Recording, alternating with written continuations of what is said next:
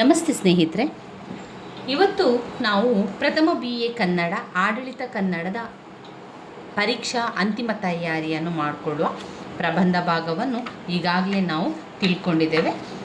ಈ ಒಂದು ವಿಡಿಯೋದಲ್ಲಿ ಸಂಪೂರ್ಣವಾಗಿ ಆಡಳಿತ ಕನ್ನಡವನ್ನು ನೋಡಿಕೊಳ್ಳುವ. ಆಡಳಿತ ಕನ್ನಡದಲ್ಲಿ ಯಾವುದೆಲ್ಲ ಮುಖ್ಯವಾದ ಪ್ರಶ್ನೆಗಳು ಹಾಗೆ ಯಾವುದನ್ನೆಲ್ಲ ಓದ್ಕೊಳ್ಬೇಕು ಎನ್ನುವಂಥದ್ದನ್ನು ನೋಡ್ತಾ ಹೋಗೋಣ. ಆಡಳಿತ ಕನ್ನಡದ ಭಾಗದಲ್ಲಿ ಓದಲೇಬೇಕಾಗಿರುವಂತಹ ಪ್ರಶ್ನೆಗಳು: ಆಡಳಿತ ಭಾಷೆಯಾಗಿ ಕನ್ನಡ ಬೆಳೆದು ಬಂದ ದಾರಿಯನ್ನು ಓದ್ಕೊಳ್ಬೇಕು, ಹಾಗೆ ಆಡಳಿತ ಭಾಷೆಯ ಸ್ವರೂಪ ಮತ್ತು ಲಕ್ಷಣಗಳನ್ನು ಓದ್ಕೊಳ್ಬೇಕು. ಅದರ ಜೊತೆಗೆ ಔಪಚಾರಿಕ ಪತ್ರಗಳು, ಸುತ್ತೋಲೆ, ಅರ್ಜಿ ಎಂದರೇನು, ಅರ್ಜಿಯ ನಮೂನೆ ಅರ್ಜಿಗಳನ್ನು ತಿಳಿಸಿ, ಅರ್ಜಿಯ ನಮೂನೆ ಮಾದರಿಗಳನ್ನು ಓದ್ಕೊಳ್ಬೇಕು. ಆಮೇಲೆ ಲೇಖನ ಚಿಹ್ನೆ, ಕಂಪ್ಯೂಟರ್ ಮತ್ತು ಕನ್ನಡ ಲೋಕವನ್ನು ಕೂಡ ಓದ್ಕೊಳ್ಬೇಕಾಗಿದೆ. ಇದರಲ್ಲಿ ನೀವು ಹೆಚ್ಚು ಚಿಂತೆಯನ್ನು ಮಾಡಬೇಡಿ, ಅದರಲ್ಲಿ ಇರುವಂತಹ ಪಾಯಿಂಟ್ಸ್ಗಳನ್ನು ಅರ್ಥ ಮಾಡ್ಕೊಳ್ಳಿ, ನಂತರ ಪಾಯಿಂಟ್ಸ್ಗಳನ್ನು ಬರಿತಾ ಹೋಗುವಂಥದ್ದು. ಮೊದಲಿನ ಪ್ರಶ್ನೆ: ಆಡಳಿತ ಭಾಷೆಯಾಗಿ ಕನ್ನಡ ಬೆಳೆದು ಬಂದ ದಾರಿ ಅಂತ ಕೇಳಿದಾಗ ನೀವೇನು ಬರಿಬೇಕು? ಆಡಳಿತ ಭಾಷೆಯಾಗಿ ಕನ್ನಡ ಬೆಳೆದು ಬಂದ ದಾರಿಯಲ್ಲಿ ನಾವು ಮುಖ್ಯವಾಗಿ 3 ಪಾಯಿಂಟ್ಸ್ಗಳನ್ನು ನೋಡ್ತೇವೆ. 3 ಪಾಯಿಂಟ್ಸ್ಗಳಲ್ಲಿ ನಾವು ಆಡಳಿತ ಕನ್ನಡ ಯಾವ ರೀತಿಯಾಗಿ ಎಲ್ಲ ಬೆಳೆದು ಬಂದಿದೆ. ಮೊದಲನೇ ಪಾಯಿಂಟ್ನಲ್ಲಿ ವಿವಿಧ ರಾಜಮನೆತನದ ಆಳ್ವಿಕೆಯಲ್ಲಿ ಕನ್ನಡ, ವಿವಿಧ ರಾಜಮನೆತನದ ಆಳ್ವಿಕೆಯಲ್ಲಿ ಕನ್ನಡ. ಎರಡನೆಯ ಪಾಯಿಂಟ್ ಬ್ರಿಟಿಷ್ ಆಡಳಿತದಲ್ಲಿ ಕನ್ನಡ, ಎರಡನೇ ಪಾಯಿಂಟ್ ಬ್ರಿಟಿಷ್ ಆಡಳಿತದಲ್ಲಿ ಕನ್ನಡ. 3 ಪ್ರಜಾಪ್ರಭುತ್ವದಲ್ಲಿ ಕನ್ನಡ ಅಥವಾ ಕರ್ನಾಟಕ ರಾಜ್ಯೋದಯದ ಅನಂತರದ ಆಡಳಿತದಲ್ಲಿ ಕನ್ನಡ ಎನ್ನುವಂತಹ 3 ಪಾಯಿಂಟ್ಸ್ಗಳನ್ನು ನಾವಿಲ್ಲಿ ನೋಡ್ಕೊಳ್ಬೋದು. ಯಾಕೆ ಈ 3 ಪಾಯಿಂಟ್ಸ್? ಒಂದು, ರಾಜಮನೆತನದಲ್ಲಿ ಕನ್ನಡ, ಮತ್ತು ಬ್ರಿಟಿಷರ ಕಾಲದಲ್ಲಿ ಕನ್ನಡ, ನಂತರ ಪ್ರಜಾಪ್ರಭುತ್ವದಲ್ಲಿ ಕನ್ನಡ. ಅವರು ಕೇಳಿರುವಂಥ ಪ್ರಶ್ನೆ: ಆಡಳಿತ ಭಾಷೆಯಾಗಿ ಕನ್ನಡ ಬೆಳೆದು ಬಂದ ದಾರಿ ಏನೆಲ್ಲ ಅಂತ. ನಾವು ಹಿಂದೆ ಇತಿಹಾಸಕ್ಕೆ ಹೋದರೆ, ಎಷ್ಟೋ ವರ್ಷದ ಹಿಂದಿನ ಒಂದು ಗತಕಾಲಕ್ಕೆ ನೋಡಿದರೆ, ಮೊದಲಿಗೆ ನಮಗೆ ತಿಳಿದಿರುವಂಥದ್ದು ರಾಜಮನೆತನ ಇತ್ತು, ರಾಜರು ಆಳ್ವಿಕೆ ಮಾಡ್ತಾಯಿದ್ರು, ಆಗ ರಾಜರೆಲ್ಲ ಇದ್ದರು ಎನ್ನುವಂಥದ್ದು ನಮಗೆ ಆಧಾರ ಮುಖಾಂತರ ನಮಗೆ ಗೊತ್ತಾಗಿದೆ. ನಾಣ್ಯ ಆಧಾರಗಳಿರ್ಬೋದು, ಶಾಸನ ಆಧಾರಗಳಿರ್ಬೋದು, ಬಂಡೆಗಳಲ್ಲಿ ಕೆತ್ತಿರುವಂಥದ್ದಿರ್ಬೋದು, ಸಾಹಿತ್ಯ ಆಧಾರಗಳಿಂದ, ಕತೆಗಳಿಂದ ನಮಗೇನು ಗೊತ್ತಾಯಿತು? ರಾಜರ ಮನೆತನ ಇತ್ತು ಎನ್ನುವಂಥದ್ದು.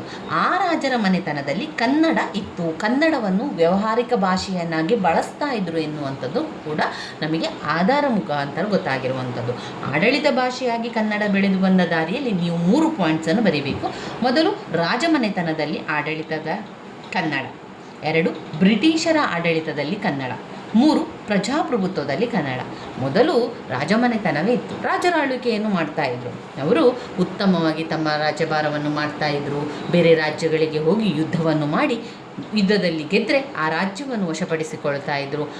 ಇನ್ನು ಸೋತಾಗ ತಮ್ಮ ರಾಜ್ಯವನ್ನು ಬಿಟ್ಟು ಕೊಡ್ತಾಯಿದ್ರು. ಇದೇ ರೀತಿಯ ಪರಿಸ್ಥಿತಿ ಆಗ್ತಾ ಇತ್ತು. ಇದೇ ರೀತಿ ಜೀವನ ಕೂಡ ಮುಂದುವರಿಯಿತು. ಅದಾದ ನಂತರ ಬಂದಿರುವಂಥದ್ದು ಬ್ರಿಟಿಷರು ಏನು ಮಾಡ್ತಾರೆ? ವ್ಯಾಪಾರಕ್ಕೋಸ್ಕರ ನಮ್ಮ ಭಾರತಕ್ಕೆ ಬಂದರು. ವ್ಯಾಪಾರಕ್ಕೆ ಬಂದು ನಮ್ಮಲ್ಲಿರುವಂತಹ ಎಷ್ಟೊಂದು ವಜ್ರ ವೈಢೂರ್ಯಗಳಿರ್ಬೋದು ಎಲ್ಲವನ್ನು ಕೂಡ ಕೊಳ್ಳೆ ಹೊಡೆದರು. ಬ್ರಿಟಿಷರು ಬಂದು ನಮ್ಮ ಭಾರತದವನ್ನು ದೋಚಿಕೊಂಡು ಹೋದರು. ಆ ಬ್ರಿಟಿಷರ ಕಾಲದಲ್ಲೂ ಕೂಡ ಆಡಳಿತ ಭಾಷೆಯಾಗಿ ಕನ್ನಡವನ್ನು ಬಳಸಿದರು. ಯಾಕಂದರೆ ಬ್ರಿಟಿಷರಿಗೆ ಗೊತ್ತಿತ್ತು, ಇಲ್ಲಿ ಆಡಳಿತ ಭಾಷೆ ಕನ್ನಡವನ್ನು ಉಪಯೋಗಿಸಿದರೆ ಮಾತ್ರ ಜನರ ಜೊತೆಗೆ ಸಂಪರ್ಕವನ್ನು ಇಟ್ಕೊಳ್ಬೋದು. ಜನರಿಗೆ ಬರುವಂಥದ್ದು ಕನ್ನಡ. ಆದರೆ ಇಂಗ್ಲೀಷನ್ನು ಬಳಸಲಿಕ್ಕೆ ಕೂಡ ಆರಂಭ ಮಾಡಿದರು. ಆದರೆ ಇಂಗ್ಲೀಷನ್ನು ಬಳಸಿದಂತಹ ಸಂದರ್ಭದಲ್ಲಿ ಜನರು ಹೆಚ್ಚು ಸಂಪರ್ಕ ಆಗ್ತಾ ಇರಲಿಲ್ವ ಎನ್ನೋ ಕಾರಣದಿಂದಾಗಿ ನಂತರ ಬ್ರಿಟಿಷರು ಕೂಡ ಏನು ಮಾಡಿದರು? ಆಡಳಿತ ಭಾಷೆಯನ್ನಾಗಿ ಕನ್ನಡವನ್ನೇ ಆಯ್ಕೆ ಮಾಡಿಕೊಂಡ್ರು. ಅವರು ಕೂಡ ಕನ್ನಡವನ್ನು ಕಲಿತರು, ಜೊತೆಗೆ ನಮಗೆ ಇಂಗ್ಲೀಷನ್ನು ಕೂಡ ಅವರು ಕಲಿಸ್ತಾ ಬಂದರು. ಬ್ರಿಟಿಷರ ಕಾಲದಲ್ಲಿ ಆಡಳಿತ ಭಾಷೆಯಾಗಿ ಕನ್ನಡವನ್ನು ಕೂಡ ಬಳಸಿದರು. ಅದಾದ ನಂತರ ನಾವು ಸ್ವಾತಂತ್ರ್ಯ ಹೋರಾಟವನ್ನು ಮಾಡಿದರು. ಸ್ವಾತಂತ್ರ್ಯ ಹೋರಾಟವನ್ನೆಲ್ಲ ಮಾಡಿದ ಮೇಲೆ ನಮಗೆ ಸ್ವಾತಂತ್ರ್ಯ ಸಿಕ್ಕಿತು. ನಂತರ ಪ್ರಜಾಪ್ರಭುತ್ವದ ದಿನಗಳು ಬಂತು. ಈ ಪ್ರಜಾಪ್ರಭುತ್ವದ ದಿನಗಳಲ್ಲಿಯೂ ಕೂಡ ಆಡಳಿತ ಭಾಷೆಯನ್ನಾಗಿ ಕನ್ನಡವನ್ನೇ ಬಳಸಿದೆವು. ಇಲ್ಲಿ ಮೊದಲಿಗೆ ನಾವು ಹೇಳುವುದಾದರೆ ರಾಜಮನೆತನ, ವಿವಿಧ ರಾಜಮನೆತನದ ಆಳ್ವಿಕೆಯಲ್ಲಿ ಕನ್ನಡ. ಬೇರೆ ಬೇರೆ ರಾಜರು ಆಳ್ವಿಕೆಯನ್ನು ಮಾಡಿದ್ದಾರೆ. ನಮ್ಮ ಕರ್ನಾಟಕದಲ್ಲಿ ನಾವು ನೋಡಿದರೆ ಹೊಯ್ಸಳರು, ರಾಷ್ಟ್ರಕೂಟರು, ವಿಜಯನಗರ, ಕದಂಬರು, ಬಾದಾಮಿ ಚಾಲುಕ್ಯರು, ಆಮೇಲೆ ಗಂಗರು, ಹೊಯ್ಸಳರು, ರಾಷ್ಟ್ರಕೂಟರು, ಈ ರೀತಿಯಾಗಿ ನಮ್ಮ ಕರ್ನಾಟಕವನ್ನು ಆಳಿದಂತಹ ರಾಜಮನೆತನದವರು, ಶಾತವಾಹನರು, ಇವರೆಲ್ಲರೂ ಕೂಡ ಆಡಳಿತ ಭಾಷೆಯನ್ನು ಕನ್ನಡವಾಗಿ ಮಾಡ್ತಾಯಿದ್ರು. ತಮ್ಮ ವ್ಯವಹಾರಗಳನ್ನು ಮಾಡಲಿಕ್ಕೆ ಆಯಾ ಊರಿನಲ್ಲಿ ಆಯಾ ಭಾಷೆ ಅಂದರೆ ತಮಿಳು, ಉರ್ದು, ಕನ್ನಡ, ಸಂಸ್ಕೃತ ಇದನ್ನೆಲ್ಲ ಭಾಷೆಯಾಗಿ ಬಳಸ್ತಾ ಹೋದರು. ರಾಜಮನೆತನದವರ ಕಾಲದಲ್ಲಿ ಆಡಳಿತಕ್ಕೆ ಕನ್ನಡವನ್ನು ಬಳಸಿದ್ರು, ವ್ಯವಹಾರವನ್ನು ಮಾಡಲಿಕ್ಕೆ ಕನ್ನಡವನ್ನು ಬಳಸಿದರು. ಯಾಕೆಂದರೆ ಜನರಿಗೆ ಕನ್ನಡ ಎನ್ನುವಂಥದ್ದು ಮಾತೃಭಾಷೆಯಾಗಿ ಅಥವಾ ಸಂಸ್ಕೃತ, ಮರಾಠಿ, ಉರ್ದು ಅವರವರ ಮಾತೃಭಾಷೆಯ ಮುಖಾಂತರ ವ್ಯವಹಾರವನ್ನು ಮಾಡುವುದರಿಂದ ಜನರ ಸಂಪರ್ಕ ಹೆಚ್ಚಾಗುವುದಲ್ಲದೆ ಅವರು ಒಂದು ರೀತಿಯ ಸಂಬಂಧ ಕೂಡ ಏರ್ಪಡುವಂಥದ್ದನ್ನು ಕಾಣ್ಬೋದು. ಈ ರೀತಿಯಾಗಿ ವ್ಯವಹಾರವನ್ನು ಮಾಡ್ತಾ ಇದ್ದರೆ ಮಾತ್ರ ಜನರು ವ್ಯವಹಾರಕ್ಕೆ ಬರ್ತಾಯಿದ್ರು, ಹೊರಗಡೆ ಬರ್ತಾಯಿದ್ರು.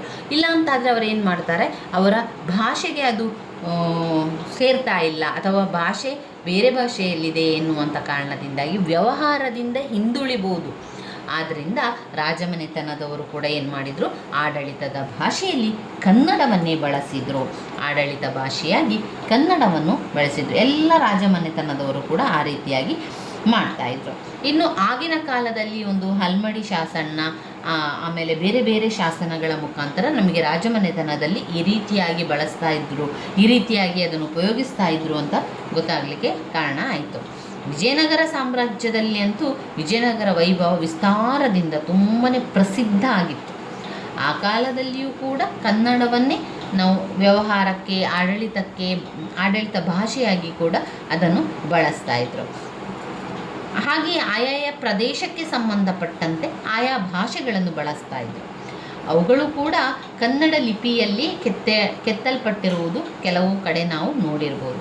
ರಾಜ್ಯಾಡಳಿತದಲ್ಲಿ ಮಹಾಪ್ರಧಾನಿ, ದಳಾಧ್ಯಕ್ಷ, ಸಾಮಂತ ಅಧಿಪತಿ, ರಾಜಭಂಡಾರಿ, ರಾಜಗುರು ಮೊದಲಾದವರು ಆಧಾರ ಸ್ತಂಭಗಳಾಗಿದ್ದರು. ಇನ್ನು ರಾಷ್ಟ್ರಕೂಟರ ಅನಂತರ ನಾಡು ಕಂಡ ಸಮರ್ಥ ರಾಜಮನೆತನ ಅಂತ ಹೇಳ್ಬೋದು ರಾಷ್ಟ್ರಕೂಟರು. ಆಗಿನ ಕಾಲದಲ್ಲೂ ಕೂಡ ಆಗಿನ ರಾಜ್ಯಭಾರವನ್ನು ಮಾಡ್ತಾ ಇದ್ದರು ಹೊಯ್ಸಳರು. ಅವರು ಕೂಡ ತಮ್ಮ ಅನೇಕ ಸಾಂಸ್ಕೃತಿಕ ಕೊಡುಗೆಗಳನ್ನು ಕೊಟ್ಟಿದ್ದಾರೆ. ಅವರು ತಮ್ಮ ಆಡಳಿತ ವ್ಯವಸ್ಥೆಗೆ, ಆಡಳಿತವನ್ನು ಮಾಡಲಿಕ್ಕೆ, ಆಡಳಿತಕ್ಕಾಗಿ ನಾಡಪ್ರಭು, ನಾಡಸೇನನೋರ್ವರನ್ನು ನೇಮಕ ಮಾಡಲಾಗ್ತಿತ್ತು.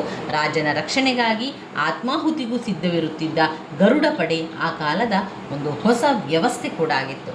ರಾಜಮನೆತನವನ್ನು ವಿವರಿಸುವಾಗ ನೀವು ಎಷ್ಟೋ ವಿಚಾರಗಳನ್ನು ಬರಿಬೋದು. ಬೇರೆ ಬೇರೆ ರಾಜಮನೆತನದವರು ತಮ್ಮ ರಾಜ್ಯವನ್ನು ರಕ್ಷಿಸಲಿಕ್ಕೆ, ತಮ್ಮ ಪ್ರಜೆಗಳನ್ನು ರಕ್ಷಿಸಲಿಕ್ಕೆ, ತಮ್ಮ ಒಂದು ರಾಜ್ಯವನ್ನು ರಕ್ಷಿಸಲಿಕ್ಕೆ ಏನು ಮಾಡ್ತಾಯಿದ್ರು ಅಂತ ಹೇಳಿದರೆ ಅವರದೇ ಆದ ಕೆಲವೊಂದು ರೀತಿ ನೀತಿಗಳನ್ನು ಅನುಸರಿಸ್ತಾ ಇದ್ದರು. ಹಾಗೆಯೇ ಎಲ್ಲ ಒಂದು ವ್ಯವಹಾರವನ್ನು ಮಾಡಲಿಕ್ಕೆ, ಆಡಳಿತವನ್ನು ನಡೆಸಲಿಕ್ಕೆ ಅಲ್ಲಿ ಅವರು ಈ ಒಂದು ಕನ್ನಡವನ್ನು ಬಳಸಿದರು. ಅದಾದ ಮೇಲೆ ನಾವು ಬ್ರಿಟಿಷರ ಆಡಳಿತದಲ್ಲಿ ಕನ್ನಡ ಅಂತ ನೋಡಿದಾಗ ರಾಜಮನೆತನ ಸಂಪೂರ್ಣವಾಗಿ ನಿಂತು ಹೋಯಿತು. ಆಗ ಬ್ರಿಟಿಷರು ಬಂದರು. ವ್ಯವಹಾರವನ್ನು ಮಾಡ್ತಾ ನಮ್ಮ ಭಾರತವನ್ನೇ ಆಕ್ರಮಿಸಿಕೊಂಡವರು ಈ ಬ್ರಿಟಿಷರು. ನಮ್ಮಲ್ಲಿಗೆ ಬಂದು ಇಂಗ್ಲೀಷನ್ನು ಹೇಳಿಕೊಟ್ರು, ಇಂಗ್ಲೀಷ್ ಶಾಲೆಯನ್ನು ತೆರೆದರು. ಆದರೆ ಆವಾಗ ಅವರಿಗೆ ಅರಿವಾಯಿತು, ಯಾರೂ ಕೂಡ ವ್ಯವಹಾರವನ್ನು ಮಾಡಲಿಕ್ಕೆ ಬರ್ತಾ ಇರಲಿಲ್ಲ, ಜನರು ಅದಕ್ಕೆ ಇನ್ವಾಲ್ವ್ ಆಗ್ತಾ ಇರಲಿಲ್ಲ, ಜನರು ಸೇರ್ತಾ ಇರಲಿಲ್ಲ, ವ್ಯವಹಾರವನ್ನು ಮಾಡಿಕೊಳ್ತಾನೂ ಇರಲಿಲ್ಲ. ಕಾರಣ ಏನಂದರೆ ಜನರಿಗೆ ಇಂಗ್ಲೀಷ್ ಗೊತ್ತಿರಲಿಲ್ಲ. ಜನರಿಗೆ ಇಂಗ್ಲೀಷರ ಭಾಷೆ ಜನರಿಗೆ ಗೊತ್ತಿಲ್ಲದಂತಹ ಸಂದರ್ಭದಲ್ಲಿ ಅವರು ವ್ಯವಹಾರವನ್ನು ಮಾಡಲಿಕ್ಕೆ ಬರಲಿಲ್ಲ. ಆವಾಗ ಬ್ರಿಟಿಷರಿಗೆ ಅರಿವಾಯಿತು, ಈ ಭಾರತದಲ್ಲಿ ನಾವು ಕನ್ನಡವನ್ನೇ ನಾವು ವ್ಯವಹಾರದ ಭಾಷೆಯನ್ನಾಗಿ, ಕನ್ನಡವನ್ನೇ ಆಡಳಿತ ಭಾಷೆಯನ್ನಾಗಿ ಆಯ್ಕೆ ಮಾಡಿದರೆ ಮಾತ್ರ ಇದು ಸಾಧ್ಯ ಅಂತ ಬ್ರಿಟಿಷರು ತಿಳ್ಕೊಳ್ಳಿಕ್ಕೆ ಆರಂಭ ಮಾಡಿದರು. ಬ್ರಿಟಿಷರು ಯಾವಾಗ ಆ ವಿಚಾರವನ್ನು ಅವರು ತಿಳಿಲಿಕ್ಕೆ ಆರಂಭ ಮಾಡಿದರು, ವ್ಯವಹಾರವನ್ನಾಗಲಿ ಆಡಳಿತದಲ್ಲಾಗಲಿ ಕನ್ನಡವನ್ನೇ ಪ್ರಾಮುಖ್ಯತೆಯನ್ನು ಕೊಟ್ಟರು. ಕನ್ನಡದ ಜೊತೆಗೆ ಇಂಗ್ಲೀಷನ್ನು ಕೂಡ ಹೇಳಿಕೊಡ್ತಾ ಇದ್ರು. ಅಷ್ಟೇ ಅಲ್ಲದೆ ಬ್ರಿಟಿಷರು ಕೂಡ ಕನ್ನಡವನ್ನು ಕಲಿಯಲಿಕ್ಕೆ ಆರಂಭ ಮಾಡಿದರು. ಅಂತಹ ಸಂದರ್ಭದಲ್ಲಿ ನಮ್ಮ ಸಂಪೂರ್ಣ ರಾಜಮನೆತನ ಇರ್ಬೋದು, ಸಂಪೂರ್ಣ ರಾಜ್ಯ ಭಾಗವನ್ನು ಬ್ರಿಟಿಷರೇ ವಶಪಡಿಸಿಕೊಂಡರು. ಅನೇಕ ವಜ್ರವೈಢೂರ್ಯಗಳನ್ನು, ಚಿನ್ನಗಳನ್ನೆಲ್ಲ ತಮ್ಮ ಪ್ರದೇಶಕ್ಕೆ ಅವರು ಅದನ್ನು ತೆಗೆದುಕೊಂಡು ಹೋದರು, ದೋಚಿಕೊಂಡು ಹೋಗ್ತಾರೆ. ಆಗಿನ ಕಾಲದಲ್ಲಿ ಕೂಡ ಬ್ರಿಟಿಷರ ಕಾಲದಲ್ಲಿ ಕೂಡ ನಮ್ಮ ವ್ಯವಹಾರಕ್ಕಾಗಿ ನಂತರ ಇಂಗ್ಲೀಷನ್ನು ಬಳಸಿಕೊಂಡರು. ಅದಾದ ನಂತರ ನಮಗೆ ಬ್ರಿಟಿಷರಿಗೆ ಸ್ವಾತಂತ್ರ್ಯವನ್ನು ಪಡೆಯಲಿಕ್ಕೆ ಅವರನ್ನು ಭಾರತ ಬಿಟ್ಟು ತೊಲಗಿ ಎನ್ನುವಂಥದ್ದೆಲ್ಲ ಆಯಿತು. ಹಾಗೆ ಭಾರತ ಬಿಟ್ಟು ತೊಲಗಿದ್ರು. ನಂತರ ಪ್ರಜಾಪ್ರಭುತ್ವ ಬಂತು. ಈ ಪ್ರಜಾಪ್ರಭುತ್ವದ ಸಮಯದಲ್ಲೂ ಕೂಡ ನಾವು ಆಡಳಿತ ಭಾಷೆಯನ್ನಾಗಿ ಕನ್ನಡವನ್ನೇ ಮುಂದುವರಿಸಿಕೊಂಡು ಹೋದರು. ಹಲವಾರು ವರ್ಷಗಳಲ್ಲಿ ಕನ್ನಡ ನೆಲದ ಕೆಲವು ಭಾಗಗಳು ಅಂದರೆ ಮುಂಬೈ, ಮದ್ರಾಸ್, ಹೈದರಾಬಾದ್ ಪ್ರಾಂತ್ಯಗಳ ಆಡಳಿತಕ್ಕೆ ಒಳಪಟ್ಟು ಕನ್ನಡದ ಸಾರ್ವಭೌಮತೆಗೆ ಧಕ್ಕೆ ಉಂಟಾಯಿತು.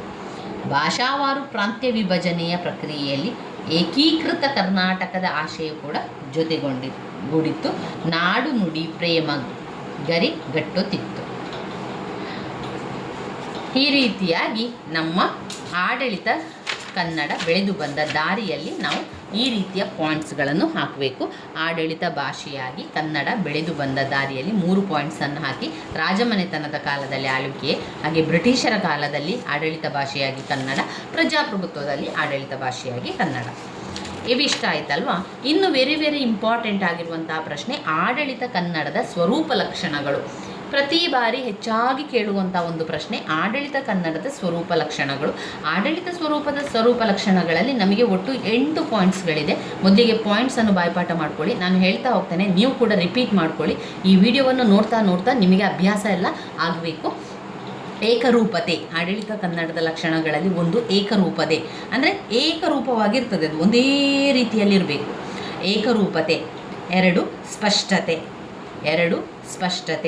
3 ಖಚಿತತೆ. 3 ಖಚಿತತೆ. ಏಕರೂಪತೆ. ಆರಂಭದಿಂದ ಹೇಳಿ. ಏಕರೂಪತೆ.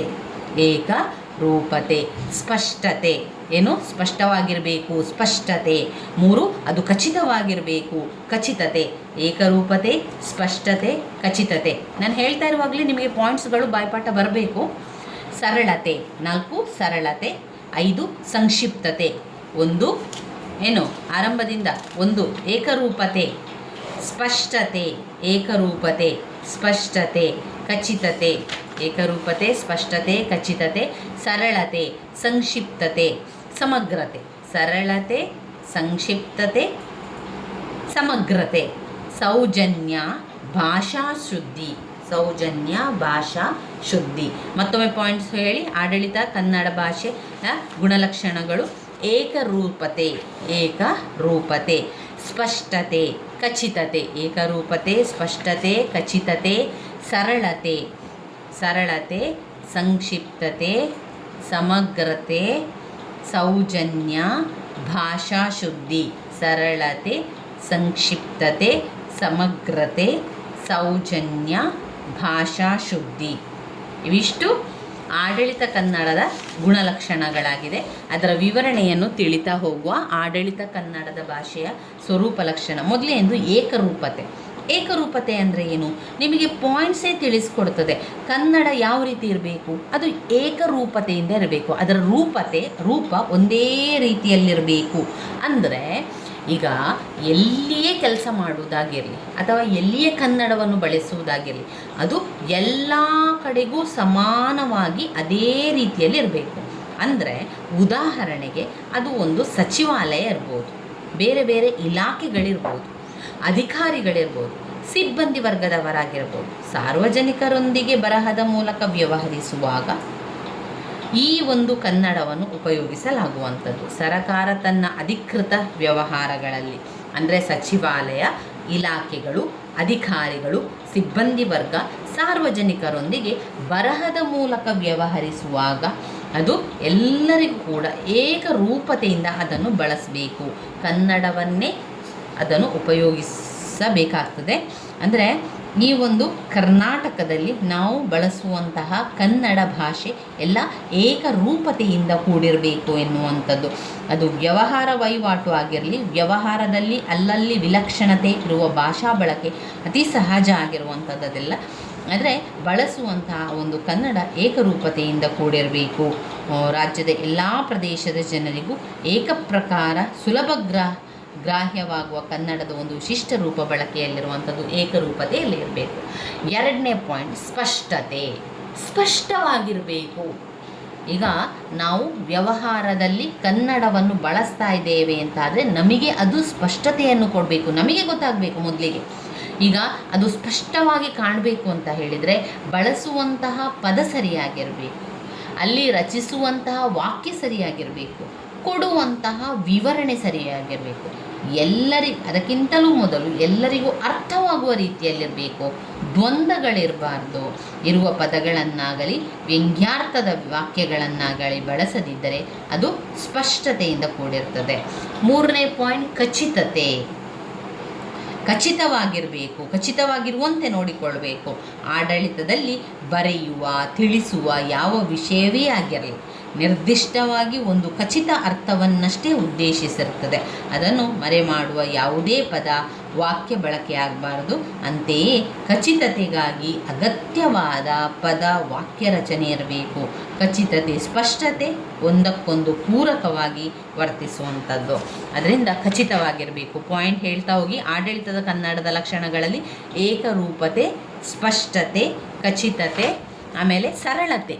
ನೋಡಿ, ಕನ್ನಡವನ್ನು ನಾವು ಬಳಸ್ತಾ ಇದ್ದೇವೆ, ಕನ್ನಡ ವಾಕ್ಯವನ್ನು ಮಾಡ್ತಾ ಇದ್ದೇವೆ ಅಂದರೆ ಅದು ಸರಳವಾಗಿರಬೇಕು. ಸರಳವಾಗಿದ್ದುಕೊಂಡು ಎಲ್ಲರಿಗೂ ಅರ್ಥವಾಗುವ ರೀತಿಯಲ್ಲಿರಬೇಕಲ್ವಾ. ಎಲ್ಲರಿಗೂ ಪರಿಚಯವುಳ್ಳವಂತಹ ಪದಗಳನ್ನೇ ನಾವಿಲ್ಲಿ ಬಳಕೆಯನ್ನು ಮಾಡಬೇಕು. ಸರಳ ವಾಕ್ಯವನ್ನು ರಚನೆ ಮಾಡಬೇಕು. ಸ್ಪಷ್ಟತೆ, ಖಚಿತತೆ ಒಂದಿಗೆ ಸರಳತೆಯನ್ನು ಕೂಡ ಹೊಂದಿರಬೇಕು. ಗ್ರಹಿಕೆಗೆ ಅವರು ಗ್ರಹಿಸಲಿಕ್ಕೆ ಯಾವುದೇ ಅದು ತೊಂದರೆಯನ್ನುಂಟು ಮಾಡಬಾರ್ದು. ಭಾಷಾ ಪ್ರೌಢಿಮೆಗೆ ಇಲ್ಲಿ ಅವಕಾಶ ಇಲ್ಲ. ಹಾಗೆಯೇ ಇದು ನೀರಸವಾದ ಭಾಷಾ ಪ್ರಯೋಗವಲ್ಲ. ಅರ್ಥೈಸುವುದಕ್ಕೆ ಶಬ್ದಕೋಶ ಬಳಸಬೇಕಾದಷ್ಟು ಗಮನವಾಗಬಾರದಷ್ಟೇ ಎನ್ನುವಂಥದ್ದು. ಇನ್ನು ಸಂಕ್ಷಿಪ್ತತೆ, 5ನೇ ಪಾಯಿಂಟ್ ಸಂಕ್ಷಿಪ್ತತೆ. ಮೊದಲನೆಯದು ಏಕರೂಪತೆ, ಸ್ಪಷ್ಟತೆ, ಖಚಿತತೆ, ಸರಳತೆ, ಸಂಕ್ಷಿಪ್ತತೆ. ಸಂಕ್ಷಿಪ್ತತೆಯಲ್ಲಿ ಈಗ ಒಂದು ಕನ್ನಡದ ವಾಕ್ಯವನ್ನು ಮಾಡ್ತಾ ಇದ್ದೇವೆ ಅಂತಾದಮೇಲೆ ಅದನ್ನು ವಿವರವಾಗಿ ಹೇಳಬಹುದಾದ್ದು ಯಾವ ಅಂಶವನ್ನು ಬಿಡದೆ ಅಲ್ಲಿ ಸಂಕ್ಷಿಪ್ತವಾಗಿ ಬರಿತಾ ಹೋಗುವಂಥದ್ದು. ಇದು ಕಡಿಮೆ ಮಾತುಗಳಲ್ಲಿ ಸಮಗ್ರ ವಿಷಯವನ್ನು ಅಡಕಗೊಳಿಸಿ ಹೇಳುವಂತಹ ಕಲೆ. ಇದು ಪುನರುಕ್ತಿ ಇರಬಾರ್ದು. ಇದರಲ್ಲಿ ಸಮಗ್ರವಾಗಿರಬೇಕು. ಸಮಗ್ರತೆ ಎನ್ನುವಂಥದ್ದು ಸಂಕ್ಷಿಪ್ತತೆ ಒಂದು ಮುಖ್ಯ ಲಕ್ಷಣವಾದರೂ ಅದು ಸಮಗ್ರತೆಯನ್ನು ಮೊಟಕು ಮಾಡುವಂತಿರಬಾರ್ದು. ಒಂದು ಪತ್ರ, ಒಂದು ವರದಿ, ಒಂದು ವಿವರಣೆ ಸ್ವಯಂ ಪೂರ್ಣವಾಗಿರಬೇಕೆನ್ನುವುದೇ ಸಮಗ್ರತೆ. ಭಾಷಾ ಬಳಕೆಯಲ್ಲಿ ಏನನ್ನೋ ಹೇಳದೆ ಬಿಟ್ಟಿದೆ ಎನ್ನುವ ಅಭಿಪ್ರಾಯ ಮೂಡದಂತೆ ಅದು ಸಮಗ್ರವಾಗಿರಬೇಕು. ಸಮಗ್ರತೆಗೆ ಎರವಾಗದ ಸಂಕ್ಷಿಪ್ತತೆಯನ್ನೇ ಅಲ್ಲಿ ಅವರು ಹೇಳುವಂಥದ್ದು. ಇನ್ನು 7ನೇ ಪಾಯಿಂಟ್ ಸೌಜನ್ಯ. ಆಡಳಿತದಲ್ಲಿ ನಾವು ಬಳಸುವಂತಹ ಕನ್ನಡ ಅಧಿಸೂಚನೆ ಇತ್ಯಾದಿಗಳನ್ನು ರಚಿಸುವಾಗ ಯಾವುದೇ ವ್ಯಕ್ತಿನಿಷ್ಠ ಭಾವಾವೇಶಗಳಿಗೆ ಅವಕಾಶವಿರುವುದಿಲ್ಲ. ಅವು ವಸ್ತುನಿಷ್ಠ ಪಾತಳಿಯಲ್ಲಿ ವ್ಯಕ್ತಿ ಸಂಬಂಧಗಳ ಘನತೆಯನ್ನು ವ್ಯಕ್ತಪಡಿಸುವ ಸಜ್ಜನಿಕೆಯದಾಗಿರಬೇಕು ಎನ್ನುವುದಕ್ಕೆ ಸೌಜನ್ಯ ಎನ್ನುವ ಲಕ್ಷಣವನ್ನು ಹೇಳ್ತದೆ. ಆರೋಪ ಮಾಡುವಾಗ ಮಾಡಿದ ಅಪರಾಧವನ್ನು ತಿಳಿಸಬೇಕಾದಾಗೆಲ್ಲ ಈ ಒಂದು ಲಕ್ಷಣಕ್ಕೆ ಹೆಚ್ಚಿನ ಗಮನ ಬೇಕಾಗುವಂಥದ್ದು. ಇನ್ನು ಭಾಷಾ ಶುದ್ಧಿ ಅಂದರೆ ಭಾಷೆಯನ್ನು ವ್ಯಾಕರಣ ದೋಷಗಳಿಲ್ಲದಂತೆ ಬಳಸಬೇಕು. ಅದುವೇ ಭಾಷಾ ಶುದ್ಧಿ. ಶಬ್ದಗಳನ್ನು ಕಾಗುಣಿತಗಳ ದೋಷಗಳಿಲ್ಲದಂತೆ ಬರೆಯಬೇಕು. ಅಂದರೆ ಕಾಗುಣಿತ ದೋಷಗಳಿರಬಾರ್ದು. ಅದರಲ್ಲಿ ಕಾಗುಣಿತ ದೋಷ ಅಂದರೆ ಯಾವುದು? ಅಲ್ಪಪ್ರಾಣ, ಮಹಾಪ್ರಾಣ, ಅದೆಲ್ಲ ವ್ಯತ್ಯಾಸದಿಂದ ಮಹಾಪ್ರಾಣ ಹಾಕುವಂಥದ್ದು, ಅಲ್ಪಪ್ರಾಣ ಹಾಕುವಂಥದ್ದು ಸ್ವಲ್ಪ ವ್ಯತ್ಯಾಸ ಆದರೂ ಕೂಡ ಏನಾಗ್ತದೆ, ಆ ಅರ್ಥವೇ ಬದಲಾವಣೆ ಆಗ್ತದೆ. ಹ್ರಸ್ವ ಸ್ವರ, ದೀರ್ಘಸ್ವರ, ಒತ್ತಕ್ಷರಗಳ ಬಳಕೆ, ಶಬ್ದಗಳ ಶುದ್ಧಾಶುದ್ಧಗಳ ರೂಪಗಳಲ್ಲಿ ಪರಿಜ್ಞಾನವಿರಬೇಕು. ಲೇಖನ ಚಿಹ್ನೆಗಳನ್ನು ಎಲ್ಲೆಲ್ಲಿ ಬಳಸಬೇಕು, ಎಲ್ಲೆಲ್ಲಿ ಯಾವ ಚಿಹ್ನೆಯನ್ನು ಬಳಸಬೇಕು ಎಂಬುದರ ಬಗ್ಗೆ ಸ್ಪಷ್ಟ ತಿಳುವಳಿಕೆ ಬೇಕು. ಅದನ್ನೇ ನಾವು ಭಾಷಾ ಶುದ್ಧಿ ಅಂತ ಹೇಳುವಂಥದ್ದು. ಮತ್ತೊಮ್ಮೆ ಆ ಪಾಯಿಂಟ್ಸ್ಗಳನ್ನು ಹೇಳ್ತಾ ಹೋಗ್ತಾನೆ. ಆಡಳಿತ ಕನ್ನಡದ ಸಾಮಾನ್ಯ ಸ್ವರೂಪ ಲಕ್ಷಣಗಳಲ್ಲಿ ಒಂದು ಏಕರೂಪತೆ, 2 ಸ್ಪಷ್ಟತೆ, 3 ಖಚಿತತೆ, 4 ಸರಳತೆ, 5 ಸಂಕ್ಷಿಪ್ತತೆ, 6 ಸಮಗ್ರತೆ, 7 ಸೌಜನ್ಯ, 8 ಭಾಷಾ ಶುದ್ಧಿ. ಇನ್ನು ಇದರ ನಂತರ ಆಡಳಿತದ ಕನ್ನಡದ ಪರಿಭಾಷೆ ಅಂತ ನೋಡಿದಾಗ ಎಲ್ಲೆಲ್ಲ ನಾವು ಅದನ್ನು ಬಳಸ್ತೇವೆ. ಒಂದು, ವೈದ್ಯಕೀಯ ಪರಿಭಾಷೆ. ಈ ಪಾಯಿಂಟ್ಸನ್ನಷ್ಟೇ ನೋಡಿ, ನಂತರ ಪಾಯಿಂಟ್ಸನ್ನು ನೀವು ಸ್ವಲ್ಪ ವಿವರಿಸ್ತಾ ಹೋದರೆ ಆಯಿತು. ವೈದ್ಯಕೀಯ ಕ್ಷೇತ್ರದಲ್ಲಿ ಬಳಸ್ತೇವೆ, ತಂತ್ರಜ್ಞಾನದಲ್ಲಿ ಬಳಸ್ತೇವೆ, ಕಾನೂನಿನಲ್ಲಿ ವೈದ್ಯಕೀಯ ಪರಿಭಾಷೆ. 2, ತಂತ್ರಜ್ಞಾನ ಪರಿಭಾಷೆ. 3, ಕಾನೂನಿನ ಪರಿಭಾಷೆ.